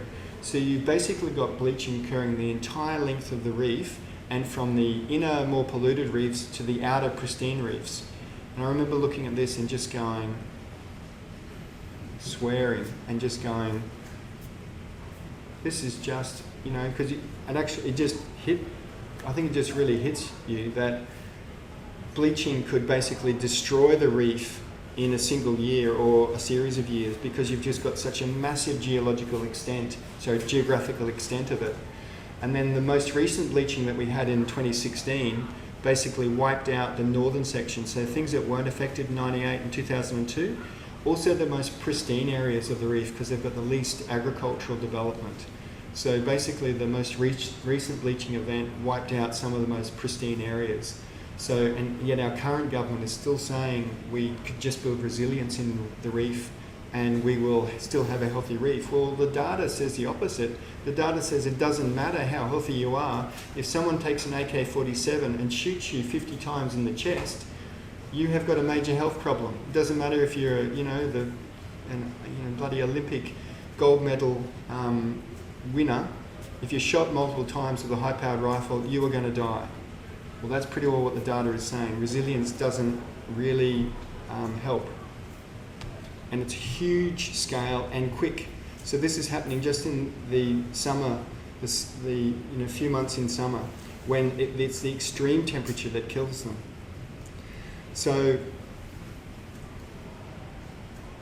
we've already talked about maximums. It's the maximum that's killing them. So we're pushing the whole temperature distribution and basically pushing them over the edge. And so I showed you this slide the other day too, just summarise it again. So this is from Ophir Goldberg and his colleagues in 2007 in Science, really famous series of pictures. So on the left, it's what coral reefs currently are at about 1 degree warming. Yes, we're getting bleaching, but they're still reasonably healthy. In the middle at 2 degrees, and on the right at 3 degrees. So basically at 2 degrees, stuffed. At 3 degrees, completely stuffed. And the other, what's called the evil twin of ocean acidification. So apart from temperature, they're also being hit by increasing acidity, making it more difficult for them to form their skeletons. So they've got this twin, massive change in the environment. So, yeah, the science is saying, this is from the fourth assessment report, very high confidence, corals are vulnerable to thermal stress, have low adaptive capacity, sea temperature rises of between 1 and 3 degrees are projected to result in more frequent coral bleaching events and widespread mortality. Successive studies have shown, so this is a climate change in the Great Barrier Reef report from the Great Barrier Reef Marine Park Authority. Successive studies have shown that coral-dominated reefs are likely to disappear with a 2 degree rise in sea temperature. Now you might think, why would you aim for a 2 degree rise then, if that's going to mean corals disappear? So, yeah, and this is an article from Nature Climate Change from 2012. Limiting global warming to 2 degrees is unlikely to save most coral reefs. Yeah, and there's a whole heap of writing now about 4 degrees and beyond, basically the implications of it. So global emissions currently are on track, even with the Paris Agreement, for a 3 degree rise. So the 2 degree target, people that go for 2 degrees, it's normally not because they think that the impacts are acceptable at that level. It's because they think it's the best we can possibly hope for. Even 2 degrees would be a lot better than 3 degrees. So, current INDCs there. Before the Paris Agreement, they were called INDCs, Intended Nationally Determined Contributions. Under the Paris Agreement, they're now called Nationally Determined Contributions, or NDCs. So, no action over 4 degrees by 2100. Current commitments under the Paris Agreement, we're on track for about 3 to 4 degrees. And the 2 degree pathway actually requires a lot more action.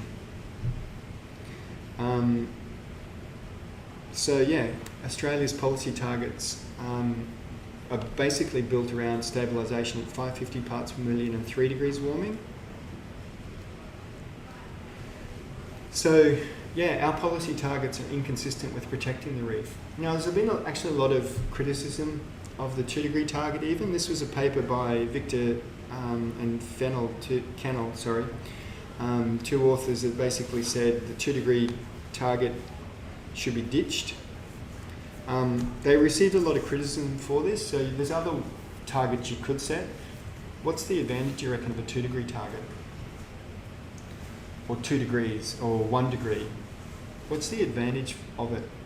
You could have it in parts per million CO2, which would probably be a better physical one. So if we set a target of 425 parts per million CO2, or 2 degrees, which is the... Is there an advantage to one or either of them?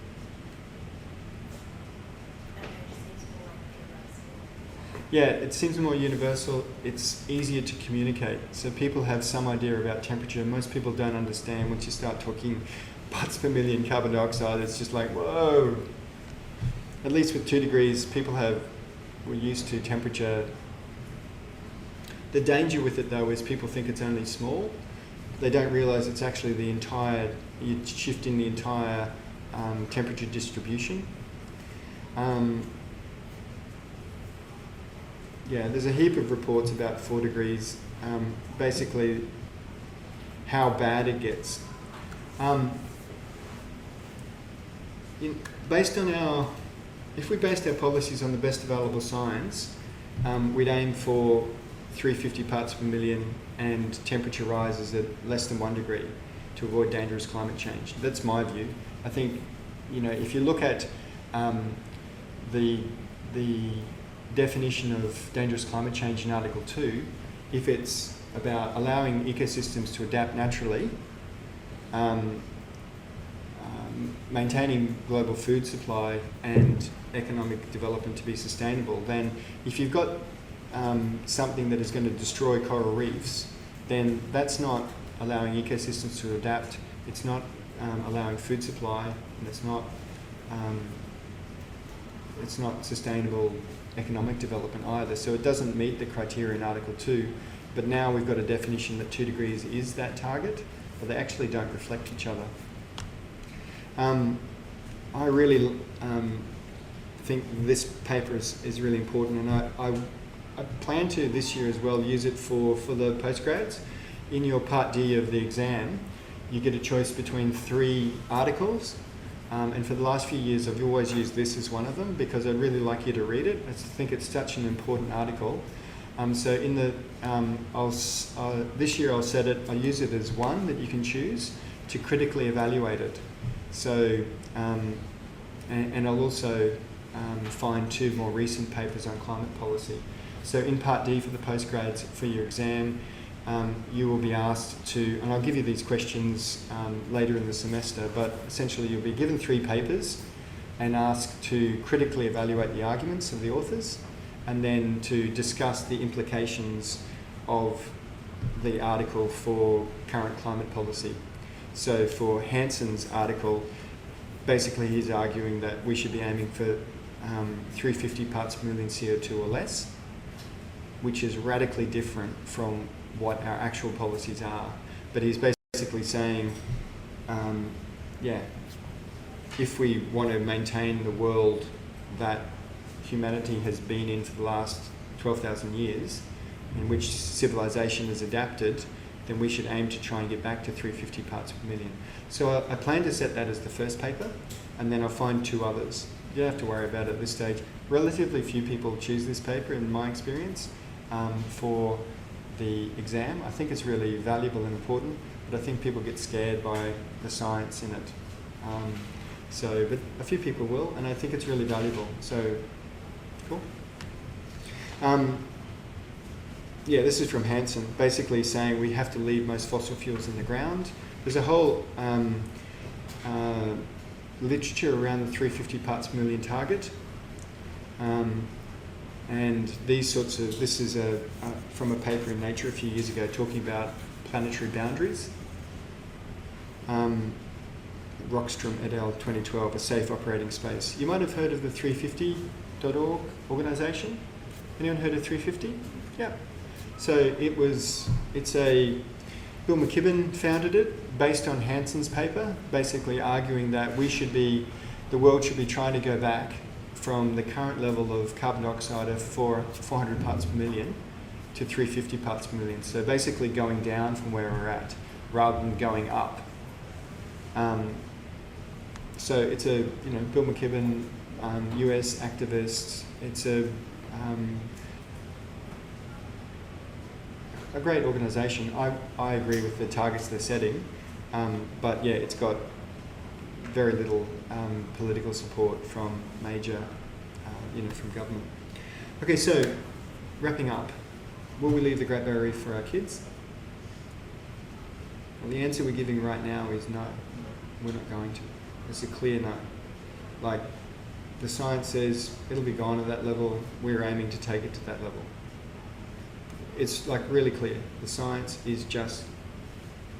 Is there some modelling as to what happens given that it's called the Great Barrier Reef?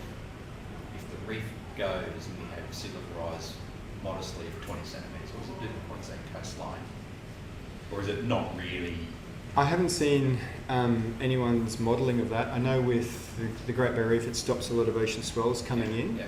So for storms, yeah, potentially. I just the whole don't. Coastline of Queensland could be permanently changed. Yeah, I don't think a lot of, like, certainly for government reports, we don't even want to go there. We want to live in the illusion that, the science doesn't, that there'll be something that will save us from this future, that the Great Barrier Reef will, no, the federal government still says the Great Barrier Reef is okay and we're doing everything we can to protect it. And yes, climate change is a threat, but our current policies will ensure that it's protected. That's basically the fairy tale that we're spun. So John Holdren, scientific advisor to Barack Obama, said a few years ago, we basically have three choices: mitigation, adaptation and suffering. We're going to do some combination of the three. The question is what the mix will be. The more mitigation we do, so the less CO2, the less fossil fuels we burn and emit to the atmosphere, mitigation. The less adaptation we have to do, and the less suffering there will be.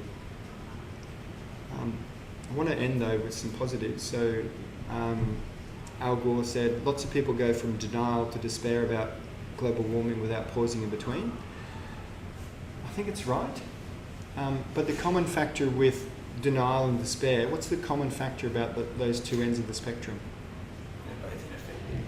They're both ineffective, but what do they cause you to do? If you deny there's a problem or you despair about it, what do you do about the problem? You do nothing. You deny it, it's not a problem. If you despair about it, well, I can't do anything anyway. So both of them lead to inaction.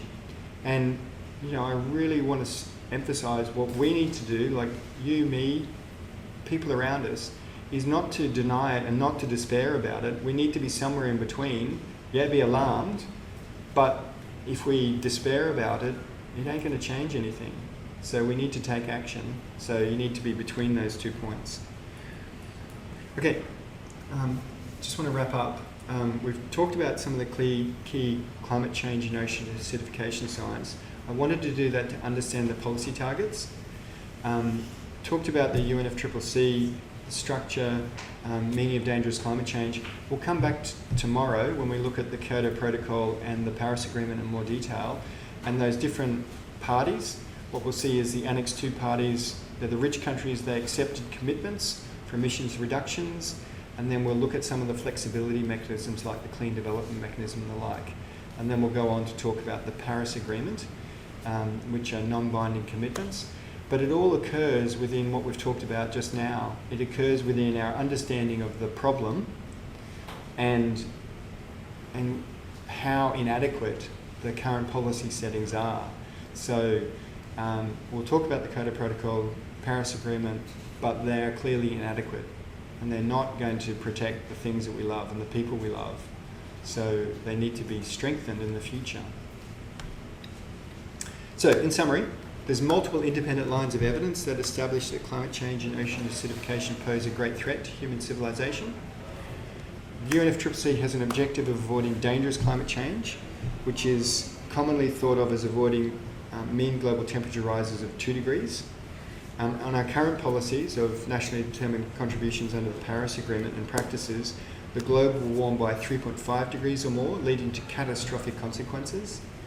And yeah, ordinary people, I want to emphasize this, ordinary people like you and me, not just, you know, brilliant people like Barack Obama, but ordinary people do a lot of work in international meetings, and you could be part of that in the future. So have a look at the UNFCCC website, heaps of information there.